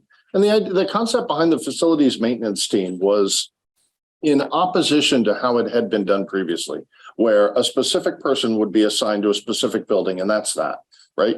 And then if that person needed to do a particular job that required more than one person, they needed to negotiate the assistance of other custodians from other buildings. Hey, would you be willing to help me with this? Maybe, I could help you with that. And it seemed like it would be more efficient and organized if that unit was brought together under the supervision of a facilities maintenance supervisor who could direct the workforce, who could say, all right, today we're doing this. You're going to be over here. You're going to be over here. I'm going to focus on this. And they began to work as a team. So I can't say that the person would never set foot off of the transportation center property, but they would be, based on the discussions and the motivations of the board, directed to work primarily at that location. Which would I have a alleviate hard time with the people, because we have people who do clean the transportation center now. in the Correct. Team. The person who cleans the transportation center now is also responsible for the library and the Department of Public Works. So they're all over the place. I think it's a hard job to do by yourself. You know what else? I think it's a thankless job. Yes, And- and currently, like, we're not talking about, are we able to hire the right person? We're talking about, can we put money in the budget to then go and try and hire the right person? The hiring piece is not our responsibility. And the town does a pretty good job of hiring good people, Absolutely. and supporting them, right? Like, this would be a person that's part of a team. We're not saying, go and fix all transportation center problems, please. We're saying, please help us improve things at the transportation center. And cleanliness was a big complaint that we heard a lot. Absolutely. Really, like I hear the other issues that this is not going to solve, but the other things that we can do to sort of resolve those issues are not going to resolve the cleanliness issue. So, Yep. But you know, God, I don't want to die on this hill either. This is your big thing. It's not my big thing. I just want to. Do we need to vote on it? Is that what you're asking for? Well, we have to either decide to increase the budget by $38,000 to include this or not. Or we can decide that we don't want to make that decision yet. And I think it's a lovely idea and it's not a huge investment to start to move the needle on the condition of the transportation center. I think 38,000 a year to employ someone, yay, and also take care of a facility that deeply needs taken care of. I think it's a wise investment. And we have a responsibility to clean the transportation center because it's our building. Yeah. And it's bad. Yes, Dick. Why is this in the general fund budget?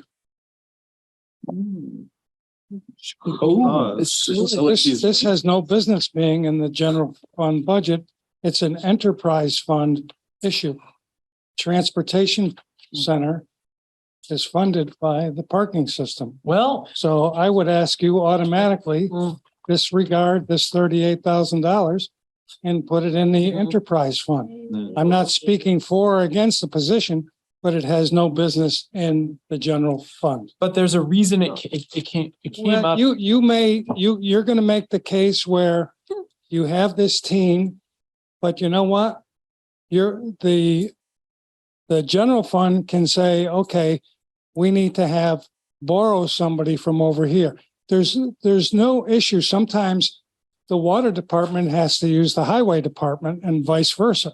We work as a team. We're all a team, but sticking $38,000 on the taxpayers when this is an enterprise fund is a poor excuse, because you may have to have them, the guy that's paid for working at the transportation center go up to the library and help him put up a bookcase.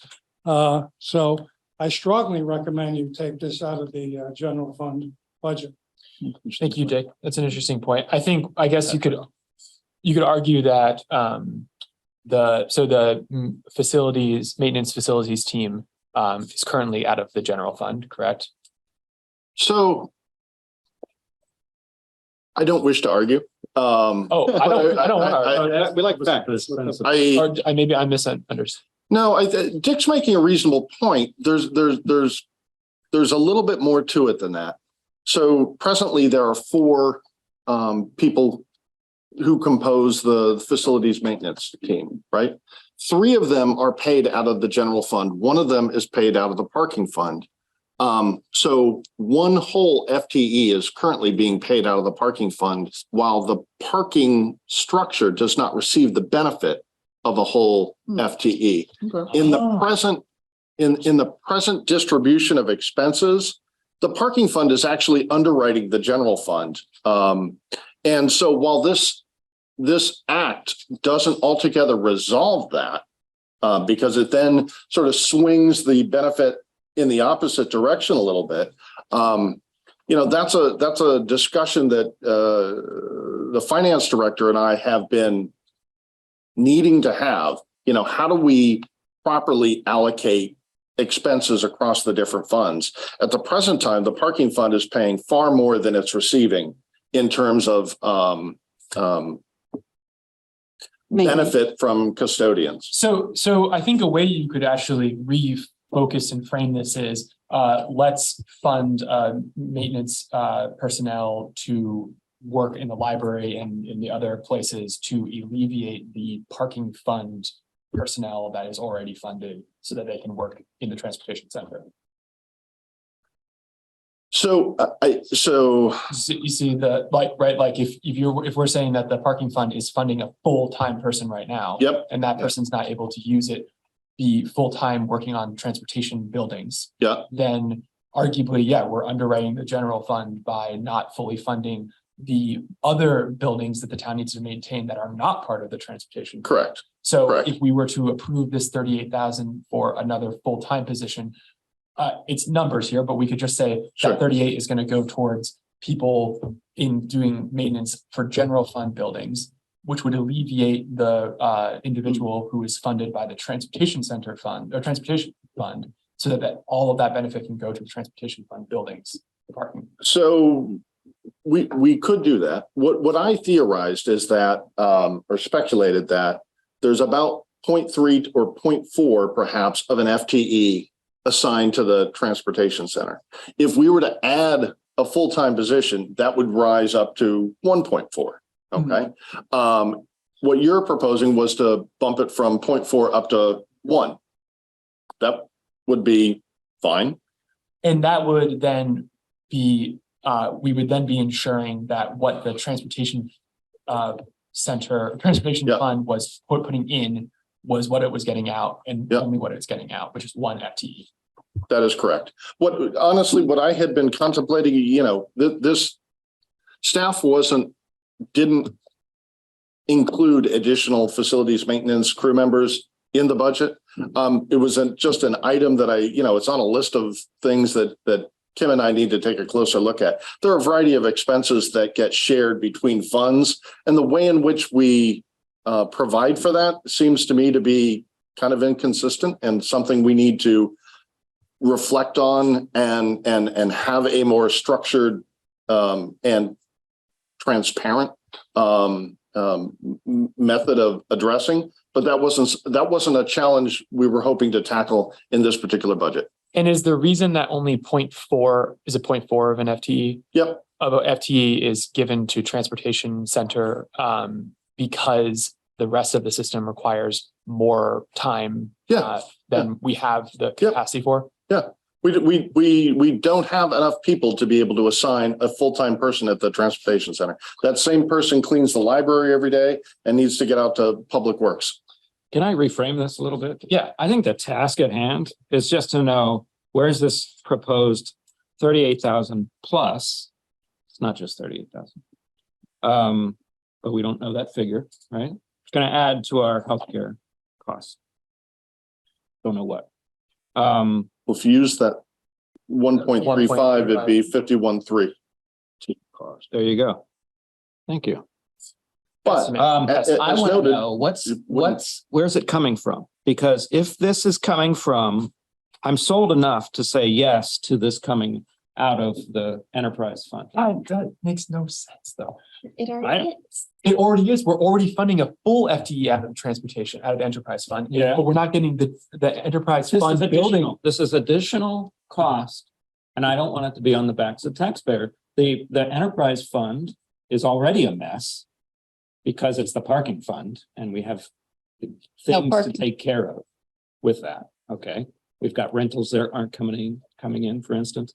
So if you want a yes from me on this, I don't want it coming off of the taxpayers directly. I want it funded even poorly by the parking fund. So you're okay with the parking fund, enterprise fund already funding a full FTE, but not getting the benefit of a full FTE and giving that benefit to the tax? I just see these as two different issues that that's an issue that could be worked out by our two capable staff people.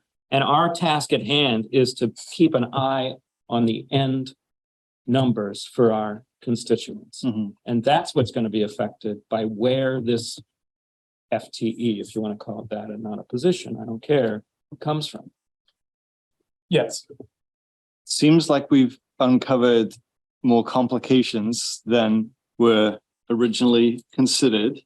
And perhaps this needs a little more work on it before we can say yes or no. It did seem like there were 3 people that were in principle in favor of a position.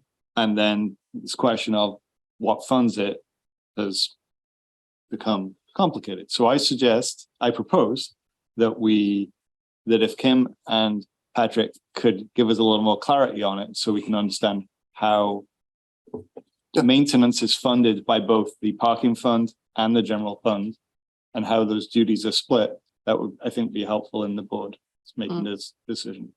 Other board members' thoughts on that proposal? I don't know. I just feel like they explained it very clearly, and it's pretty straightforward that the parking fund is paying for an employee that cleans the parking, the transportation center, only about half the time that they're working and cleans and serves other town facilities the rest of the time. Like, that's pretty clear. Like, we're getting the benefit from that. And we need more cleaning in the transportation center. And DPW is sort of funded by the general fund and sort of funded by utilities. Although not that piece of it, maybe. Oh, no. Okay. So. Well, that's a good question. But it's also just like, it's a little bit late and maybe we could just come back to this. Sure. Right. Let's just clarify and think about it Dick. next time. So the enterprise fund is already funding one full-time FTE as a custodian. Yep. Where is he spending the bulk of his time? It's not at the transportation center. He's spending Correct. he's spending 0.6 of his one time out of the transportation center, working in the library, in the municipal center, or in the other buildings where they are needed to clean. And so the general fund, in reality, has been reaping a huge benefit from the enterprise fund. Yes. Yeah. And so we are talking in the general fund now about funding a full-time position so that the enterprise fund can benefit from the full-time employee that it funds. Yeah, but you've got them categorized as going down to the. Well, I agree. transportation center. I agree that it's kind of, yeah. It's either you change the narrative to say, we're adding this position to the team because we already have a full-time FTE at the transportation center. And so that's where that person would spend his time. And then the new person that you would be hiring, if you choose to put him in the budget, would be part of the general fund team. Yeah, that is basically, that's exactly what I'm saying. And I understand that's shifting kind of what's written here in the backup material now that we understand better where the funding sources come from these different, but it's effectively doing exactly the same thing as kind of what I was hoping would be accomplished with proposing this position. Well, when you talk about a general fund position and an enterprise fund, it doesn't work. And that's what you're saying here. We're gonna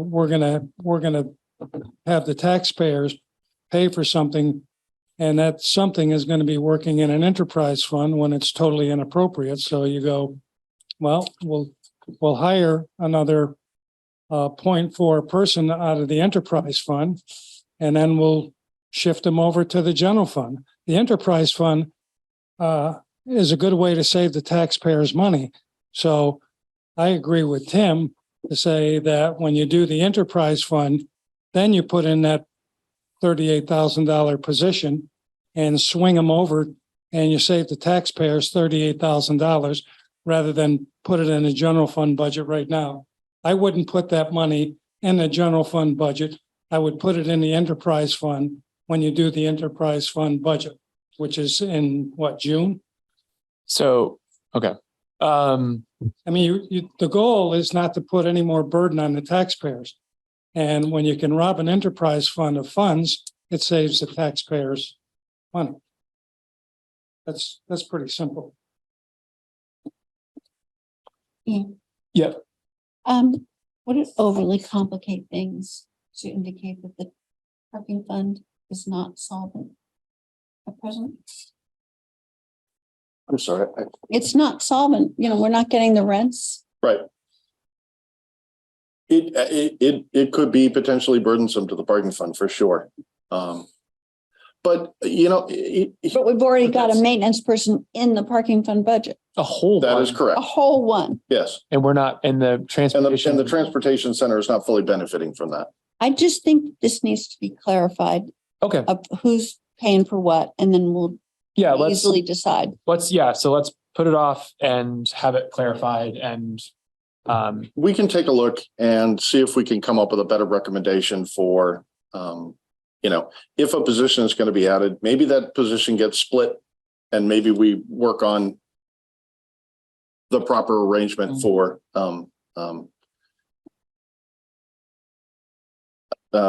Exchange funding funds certain between things all of across multiple funds. Okay. Okay, so we're going to move on to adding money for traffic safety engineer. So Liz, this is your baby. Yes. And Well, I feel very strongly that when I go to traffic safety, there's always a point at which, the person who lives there becomes the expert. And I believe that traffic engineers can add value to this conversation. And I would like to take the town's recommendation and split the baby at 13,000. board members. Questions, comments on that? Thoughts?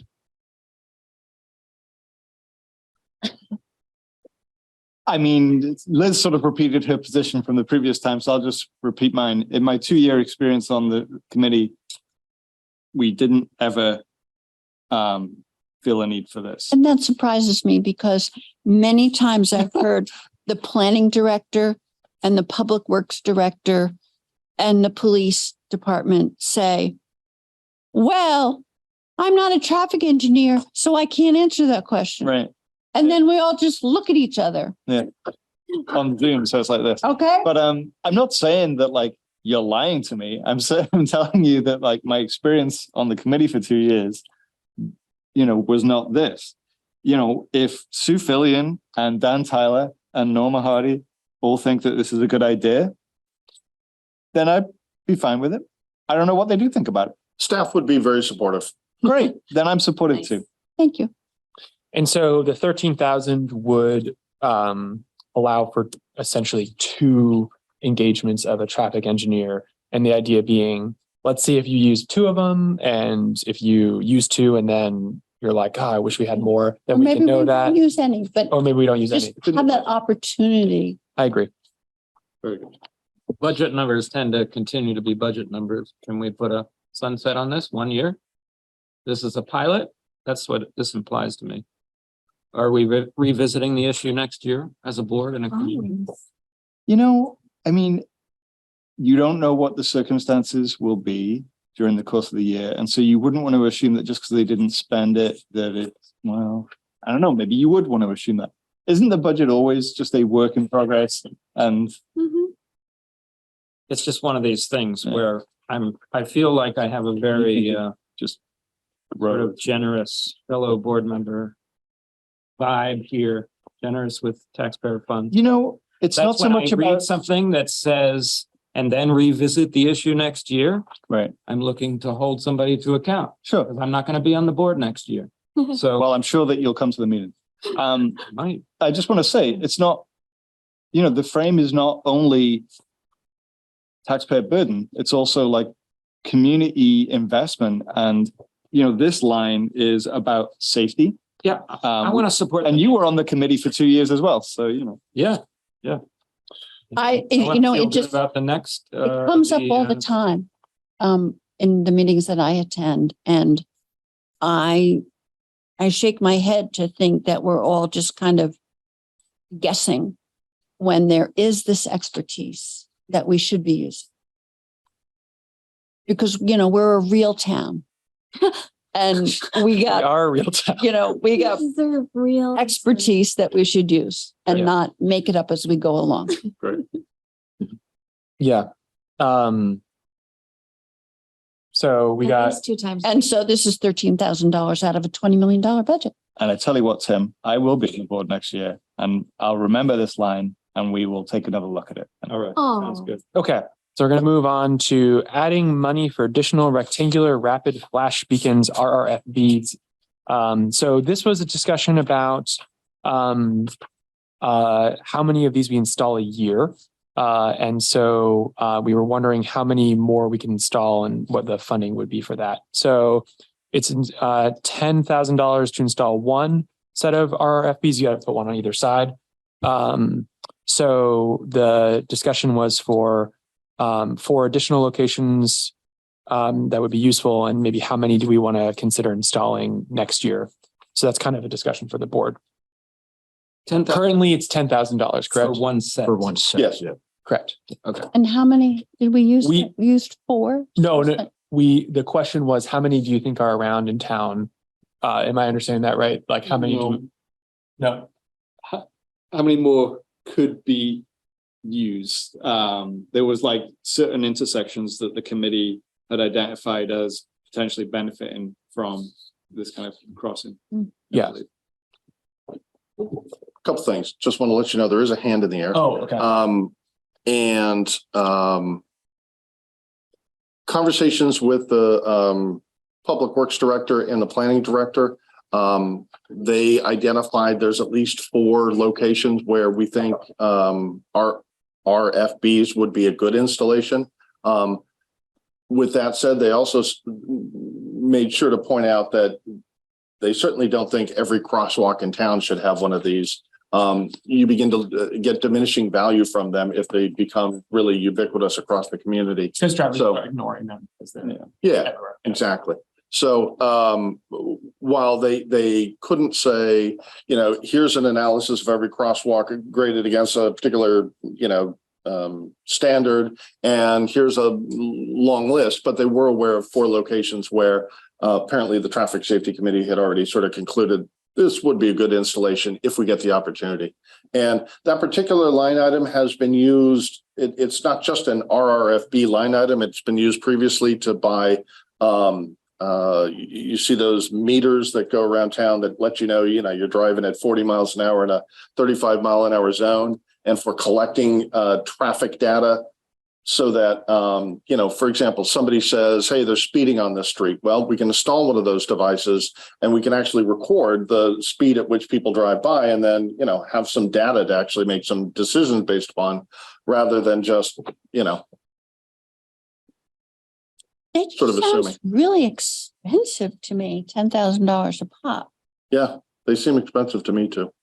And, if we use this $10,000 and how many times have we used these RRFBs within the $10,000 that we have?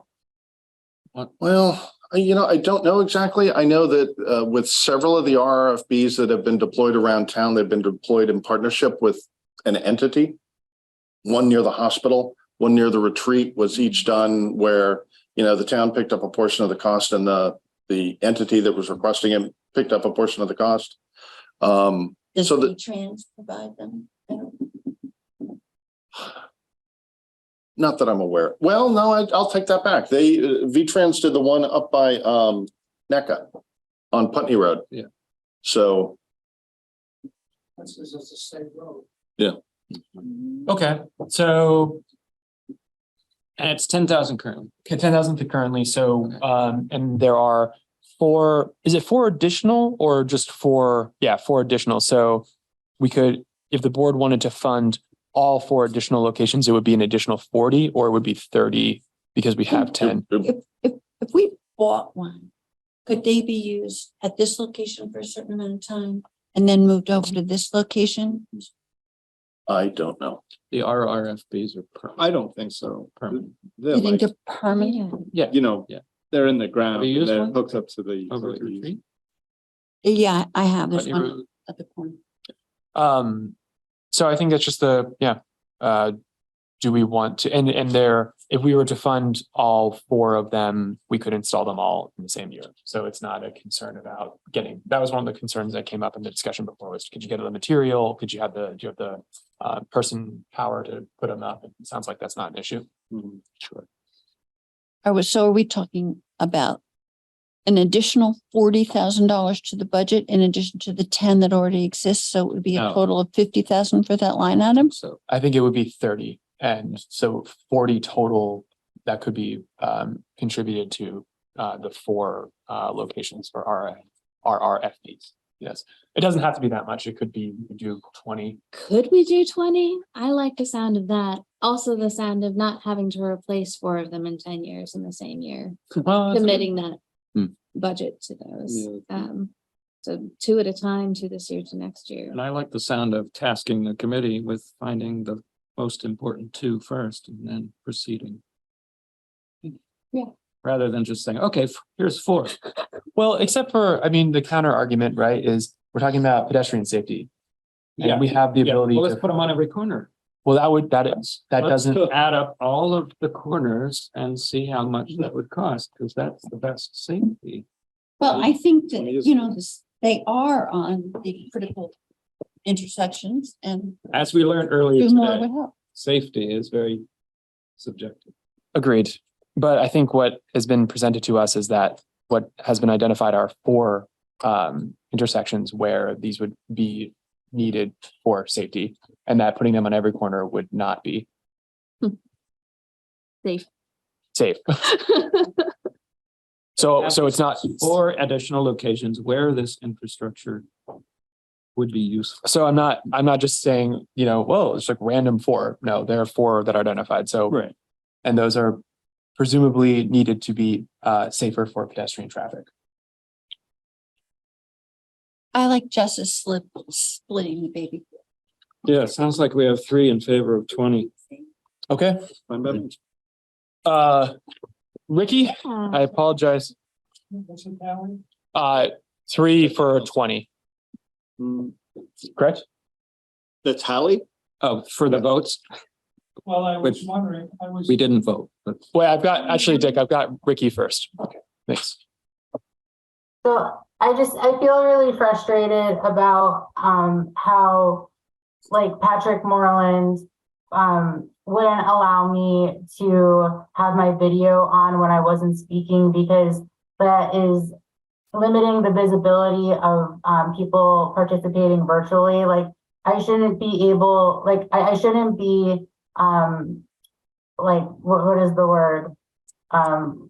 Blacked out because I'm attending virtually, but I'm still raising my hand. Like if I was there in person, you would have called on me to speak earlier about the issue about the traffic engineer. And so I just don't think that he should be blocking people's videos and consider them a distraction, or because I think that this type of behavior is an extension of how people just want, like the people who are either like in administration or like in some, like the select board members, just want the meetings to be about them listening to themselves rather than sharing the space and time to hear people with different opinions than them. So I have a lot of questions about the traffic engineer. Where did Liz get the number from? Did she do a request for a bid or proposal? And like that's the figure that potential people gave her about how much that they would expect to be contracted with for that position for that time? The number came from the backup material when I believe yeah. So Ricky, first, I apologize for missing your hand. I try my very best to make sure that I'm looking for each item. So the question that was given. Okay, yeah. So if you're looking at the backup material here, it says the planning department solicited pricing from a qualified firm that provided for the necessary scope of work at a fee of $6,500. So basically, this flagged item was from Liz was kind of, hey, we need some money to be able to get a transportation engineer, and we don't really know how much. So we sent it back to staff that came back with this number. So was in like the interviewing process, was there a qualification set that they have ADA experience? I'll give that one to John. Maybe goes to Patrick. Yeah, Or I think so. I don't know the answer to that, but Patrick, do you have a sense of what that bid or what the qualifications were for the scope of work that's quoted here? Honestly, I don't have a very clear. I know the planning department sought proposals from qualified traffic engineers to do what was thought to be a fairly straightforward scope of work. And so while this isn't specific to any particular location, it's a budget figure, and it's a reasonable estimate, we believe, to be able to conduct a traffic study at one location? Clarifying question. So budgeted for a certain number of dollars to provide a particular service, but were the town to seek that service, there would be maybe a bid process. Sorry, I keep looking over there and I should look. I think, that should be expected. And my experience, on that committee was that Dan Tyler, former highways, person, right? Yes. Traffic engineer. Yeah. Sue Fillion has a lot of expertise, and other DPW staff also weigh in. Josh Carnes often has interesting perspectives to offer. And so I feel like pretty confident that that team of professionals would be able to find other professionals out in the world to do a good job and would do a responsible job in, seeking their services. So Dan Tyler just let me know that we got that figure from SLR, who was the firm that is assisting us with the bike ped master plan. Okay. So other questions, Ricky? Yeah, so SLR, what does the acronym stand for? Patrick? What does SLR stand for? I don't know. It's a firm. It's the name. It's the name of the firm. So So do they have experience with accommodating people with disabilities in their traffic designs? I do not know the answer to that. There's some confusion. Generally speaking, traffic engineers do understand issues with disability because it's a part and parcel of the work. But I think to maybe provide a little clarity, so this estimate of $6,500 is just sort of like potentially what it would cost to solicit advice from a traffic engineer. The specific question that the Traffic Safety Committee could come up with would be that request would be tailored to that question, and we would go towards a traffic engineer who could answer that question. So we wouldn't necessarily use this engineering company that was asked about this pricing. We just were using them as a way to ballpark a number so that we can give this committee some funds to work with in trying to get soliciting advice when they do come up with something where they have an issue. So presumably there could be they could have a question and it could cost a lot less. It's just $1,000 or something for an opinion, or maybe it costs more. But we can use that data after 1 year of providing them with I think the board's deciding on 13,000 and see sort of how much they used, and they can give us some feedback as to whether that really wasn't sufficient, or if there's a lot left over, we can talk about why. I think that Liz's proposal for this is really interesting because I am trying to consider what the pros and cons of it are, and potentially having someone who is supposedly external from direct select board and administrative staff can be helpful. But I have a hard time considering them as a neutral mediator, because in the end, they are still being paid by, I'm guessing, the select board. They're the select board are choosing who is on the traffic committee, and I guess you're saying that the traffic committee members are deciding who they contract with for this. Yeah, they would put out the RFP if that's sort of the way that they do it. Yes.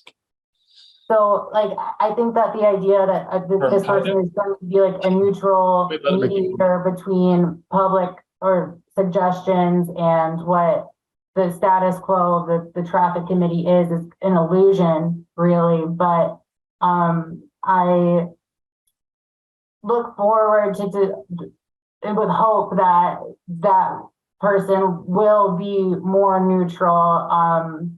But I just am worried that specifically for the intersection of Canal and South Main Street, that they will just be added as like for a majority of people with the authority of making decisions about that space, to just like further deny what are really reasonable accommodations to make that place safer. So I have a hard time saying, like, committing yes to $13,000 just to be like further denied for reasonable signage to have people yield to pedestrians there. Okay. Yeah. And I think just to clarify to Ricky that it wouldn't just be one person. It could be, depending on how many, retentions of experts could be funded with the $13,000, you could have, a number of different engineers and engineer firms retained for various, projects and questions. I hope that who we retain aren't people that are going to say no to more yield signs. Yeah. Okay. That's all. I took my time. Thank you. Thanks, Ricky. I don't know who had their hand up first. I just want to push back a little on the supposition that there's a dispute that an expert would automatically rubber stamp a, municipal opinion. What we're trying to ascertain here is a problem intersection and using an engineering expert to tell us what the best way to provide traffic safety is. It's not mediating between two positions. It's a third party coming in with technical expertise to solve the problem. Yes. I've got another hand, and did you have something, Daniel? No, I agree with what Liz said. Okay. I can't see that one. Sharon Carlton Newton. Yep. Hi, Sharon, if you can just state your name for the record and where you're from. Hi, I'm Sharon Carlton Newton from Brattleboro. I live off of Western Avenue, so I understand the implications for traffic safety, and I walk along the corridor quite a bit into town and up to Memorial Park in West Brattleboro. One of my questions first is, we talked about the instruments that are $10,000 each for areas of problem areas that are indicated by the town safety committee. And you said that in the past, VTrans paid for one, and then the retreat possibly paid for half of one of those. So when they came together and figured out these three other areas, I guess there are four that have been implicated as really high traffic areas for safety issues. So have they looked into whether any of them would possibly be partly paid by another group like the other two?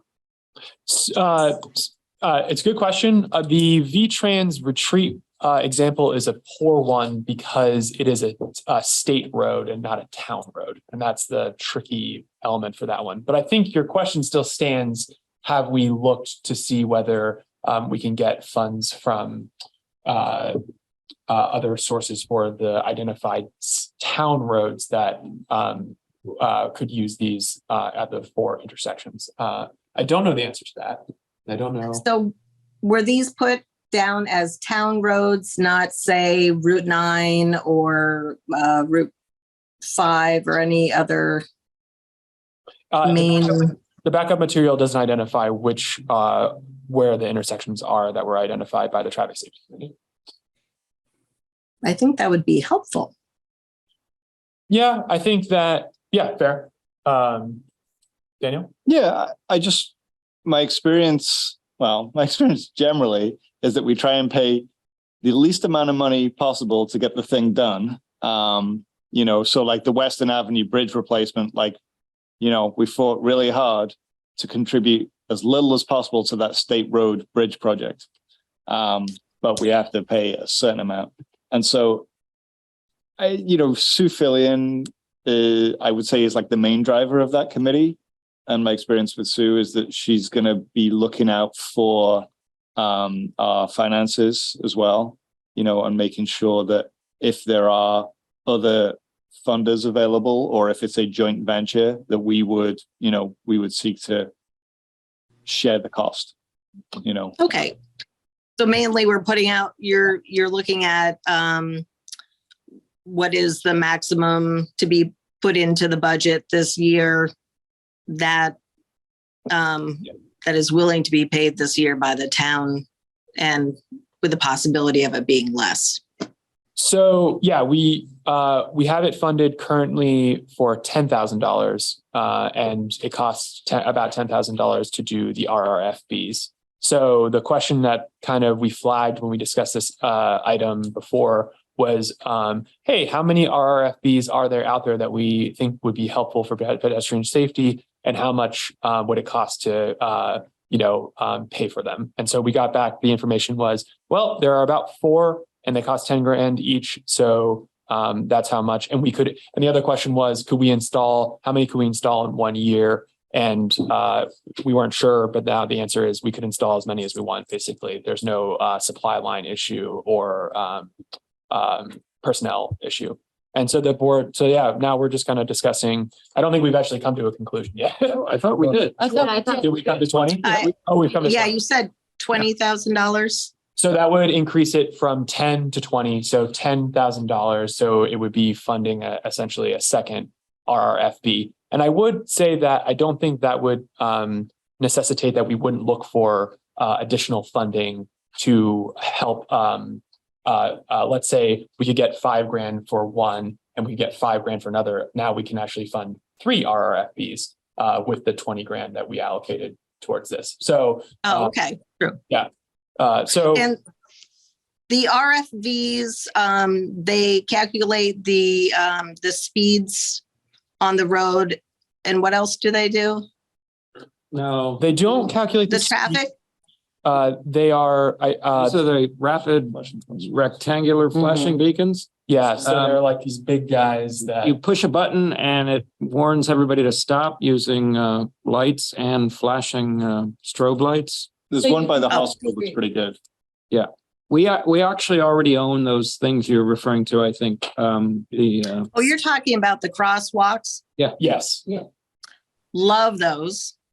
Thank you. I use the one on Western Avenue at I go to Trinity Lutheran Church and I walk my dogs that way. I, go to the school, go down to my parents, and those are huge because even at night, a lot of people, even if they see the flashing lights, don't always want to stop, and I'll have to take my flashlight and flash it at them to let them know I'm still there. Yeah. But definitely, we already have a problem with speeding in this town, and we don't have much in the way of policing for that to actually pull people over. And out-of-staters know that because I see it all the time. So I think it's really important to make sure there's money put towards that. Agreed. We doubled it. Mm-hmm. So we doubled. Thank you. Thank you very much, Sharon. And I don't think I've seen your face at the select board meeting before, so I appreciate your participation, especially this late. Yes. Thank you. So when this came to light, Dan was here, was at the budget meeting, and I brought it up and asked him, and that's why you flagged this, and the study was done. And so when I came back with the number 4, I'm looking at safety in our community. And again, we're going, okay, well, we'll reluctantly do one more. I'm looking at the next item down below where it's transfer to the community safety fund, $50,000. You have $300,000 already sitting in that fund that you haven't made any determination how it's used, and you want to put $50,000 more. I would ask you to reduce this to $20,000 and use the $30,000 and fund all 4 of the lights that the committee recommended to the board. All right. Thank you, Dick. Yeah, I guess I would say I'm in support of funding all four. So, but if the board has come, I think the board's come to a conclusion on. Well, it's pretty late in the evening, but why the heck not? You know, Mr. DeGray makes a reasonable point. You know, I think sometimes in the budgeting process, like lines are in competition with each other, and like each of these lines does something that's really important in the community. You know, often many things. And I'd be happy to meet you at 40,000, and I'm sure we can get one more person on board for that. Traffic safety is very important. Sure is. I spent 2 years on that damn thing at 8 o'clock on a Thursday morning, so let's get something out of it. I mean, we had two. I'm still of the position of four. But we don't yet even know how much of 2 or 4 of them could be budget paid for by the state, for instance. I don't know where those locations are. I get the sense that if the staff came and said we needed 4, they would have told us that these locations were state roads. Well, let's just pose it to John. Do we know was that considered in providing this backup? And if it was, do we know which ones, if any, were on roads that could get funding? I think we could get that information for you if you want to table this one and pick it up later. If you'd like to find out where the 4 are, as to whether or not, you know, even being on a state road necessitates that VTrans would fund it, I wouldn't count on that necessarily. They might. And in each of the previous conditions where, you know, there has been a private partner, it's because that private partner had come to traffic safety and asked for improvements. For example, the retreat came to traffic safety and said, is there something we could do here? And the hospital came to traffic safety and said, is there an improvement we could do here? And for lack of a better description, a deal was struck. We got a little, if you could help us out, if you could match us, you know, we could make this happen and make it happen quicker. Are there opportunities at any of these 4 locations? I don't know, but we will always be on the lookout for those sorts of opportunities. And if you'd rather not decide now and wait till you hear about the specific locations, we can bring that back to you. Okay. I'm fine with deciding now. Let's decide now. Okay. I'm going to decide now because we serve at large, and I don't want to say that location's no good. All of Brattleboro is important. Okay. So we've got, I'm just kind of prefer straw polling this than we put it to a vote. 4? Okay, we got 3. At 40,000. 2. No comment. No comment. Okay, so 40. What if it was High Street and Bullock Street? Okay, so transfer to community safety fund. I don't recall who flagged this one. But was it just to have additional discussion about it? I know that we have been requested, and the agenda setting committee is committed to having a discussion this month about allocation from that fund and a process for it. So if that was the reason we heard from a few community members about why is it only 50,000 when last year was such and such. We heard, you know, if the police budget is this, why is the community safety allocation this? Because this is supposed to be a prevention mechanism. Yeah. But we haven't talked about how it gets used. So I feel like we can't address the budget line until we address like having a plan to use it. Okay. So I didn't ask for it to be on here either, but I'm glad it is. So if Jess, you did that, thank you. Dick brought it up, but I don't like the way you kind of like said, oh, well, we shouldn't have this when we have, like, you know, the dangers of kind of mixing purposes and apples and oranges. But I really don't like the fact that we have no definition of this safety fund, which in spirit, I certainly support this fund. But Dick is correct in that it's currently sitting at $300,000 with zero purpose from this board or any other board. Why are we funding it for anything until we decide what it's for? we don't have pockets of intention that we fund every year. It's inappropriate for a budget. I disagree. I would say that the budget is absolutely it's our intention to do something with this pot of money. So we're going to set aside this pot of money. It has no definition. Right. And had circumstances not get the better of us this year, I think it would have by this point. I think that the way in which the fund was created by Peter just before he retired made a kind of clear statement about like where the money came from, right? It was like the difference between some lines in the police budget, like staffing and overtime and something, right? And my understanding from Patrick is that the 50,000 this year represents sort of a compromise figure. And maybe that's never really been kind of fully discussed in public, and perhaps it needs to be, but I would say that excuse me, in developing the budget, there are a lot of line items that, for example, we took input from a department, right? This one was not. I will own this 100%. There was a number, I thought about 0. I thought about 100, which had been what it was in this year's budget. And I thought, given the range of increasing costs, that seemed excessive, particularly in light of the fact that we didn't have strict definition for the use of the funds developed yet. So, I was trying to strike a balance between what seemed disrespectful to just turn it off and what seemed excessive to just kind of keep going, not knowing what we were using it for. Yeah. So I came up with 50. Whether it's the right decision or the wrong decision is entirely up to you.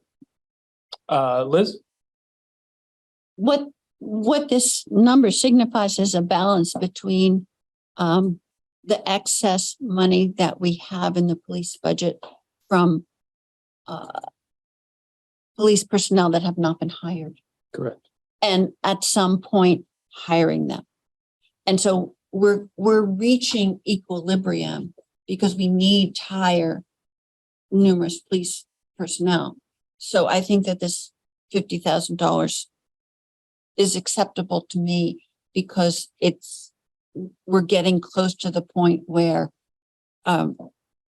any money for community safety beyond the funds that we have and this number here would have to come from the general fund and the general desire to provide for whatever services that we determine to be in the community safety, and the remaining money be left alone for the dire need that we have for additional police personnel. Other board members? Jess? I am neither uncomfortable nor delighted by the number, but I feel like we need to have the other conversation before we can really settle in. Okay. Other board members, the other conversation being the request that we have a discussion on allocations from the community safety fund and either establishing or beginning to establish a process for doing so. But that won't happen before we have to come up with a number, unless we just, you're not saying we should take it to 0 until we have a discussion. No. And you're not saying we should raise it until we have. I feel like it should be up for discussion after we have the other conversation, won't- but if there's not time. I just don't think there's time for that. Isn't this a little similar to the ambulance service? Yep. It is a bit. Yeah. Oh, It is yeah, a bit. look at that. Yeah. No, it's not, because that actually has a definition. Fair enough. Yeah. No, you're right. But definable community safety versus this is undefined as of yet. I mean, it's pretty Community safety. defined in the community safety review, right? I understand that has not been defined by this No. board, which actually defines this fund, which will be defining. Yeah. The hope is to have at least to have a meeting about, or have an item on an agenda about that in January. So Could it be the next meeting? You got some extra weeks in January that I don't know about? Yes. Yeah, we do. Shoehorned a couple in. Yeah, so. So many. So table this one. Yeah, you got three of us, so. Yeah, 3 of us to table it. yeah, are you saying yes? Or are you saying no? I mean, I'm fine with the 50. I do agree with Tim that like we need to come up with a plan for the fund. And I also agree with Jessica that we need to come up with a plan for the fund. Because you know what? We need to come up with a plan. Yeah, okay, but I think we can leave this 50. Yeah, if this means we don't have to come back to this, Okay, let's leave. so you the got 50. 3 to keep it at 50. Okay. Okay, so we keep it at 50. By the way. Great. Okay. Thanks. So we're pushing 11. So I'm kind of curious if we want to maybe table it here or I was just thinking, there are just section 4 are the label changes, which I think are pretty. Wait a minute, where'd you go? Oh, yeah, section 4. Aren't- Jumping ahead. Wait, I'm at the bottom of section. Yes, 1. you're in the bottom of section 1. Yeah, transfer to community safety. Yeah. Yeah. So- So I'm just saying, because I'm thinking we should end the conversation very soon. Oh. Because we're going to on 11 o'clock. I've moved forward past section 2 and 3 for a moment. And I'm just looking at section 4, which was the label changes and specific costs. And I was just going to inquire if board members had any questions about these things, so we could take it off for a future discussion, because I think that they were basically just, hey, we'd like this to look like this instead of that. So I'm fine with all of those. They're great. Yeah. You're good with, if you guys are good with those, so we can take those off. And the numbers. And I've We don't got, have much choice about the numbers. No, we don't. and then the numbers are the numbers.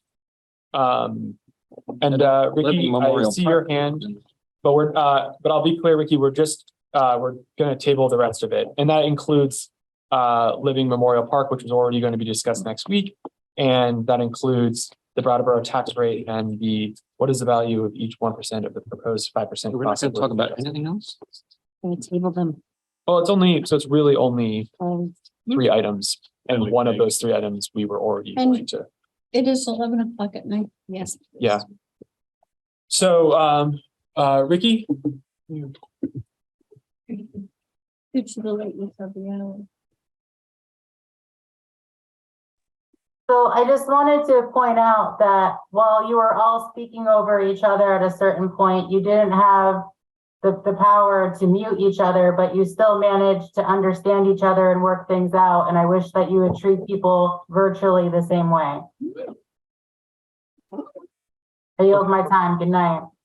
have a good night, Ricky. Alright.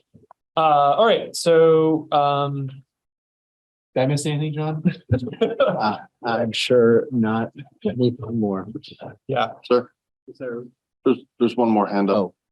Maybe. I can't, If it's you Sharon, want. yeah. Sharon Carlton Newton. Yep. Oops.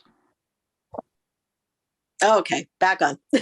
Sorry, I just wanted to say one more thing. I was thinking about it as you were all discussing whether to table some things. And I know I brought up the question about whether those devices might be paid by VTrans, other groups. But as I think about it more, I think about we have these committees in town for a reason. We have smaller micromanaged groups, and they're committees for a reason, and they come up, they study what they think is most important to bring to the table and to the budget.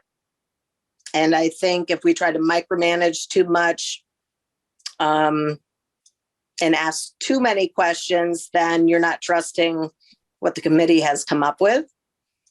So I guess partly just want to say that I would, if I were in your shoes, after thinking about it as you all were talking, I think I would go ahead and trust the committee says there's 4 that need to be paid for and that are important for safety in the town, and that I would go ahead and put it in the budget.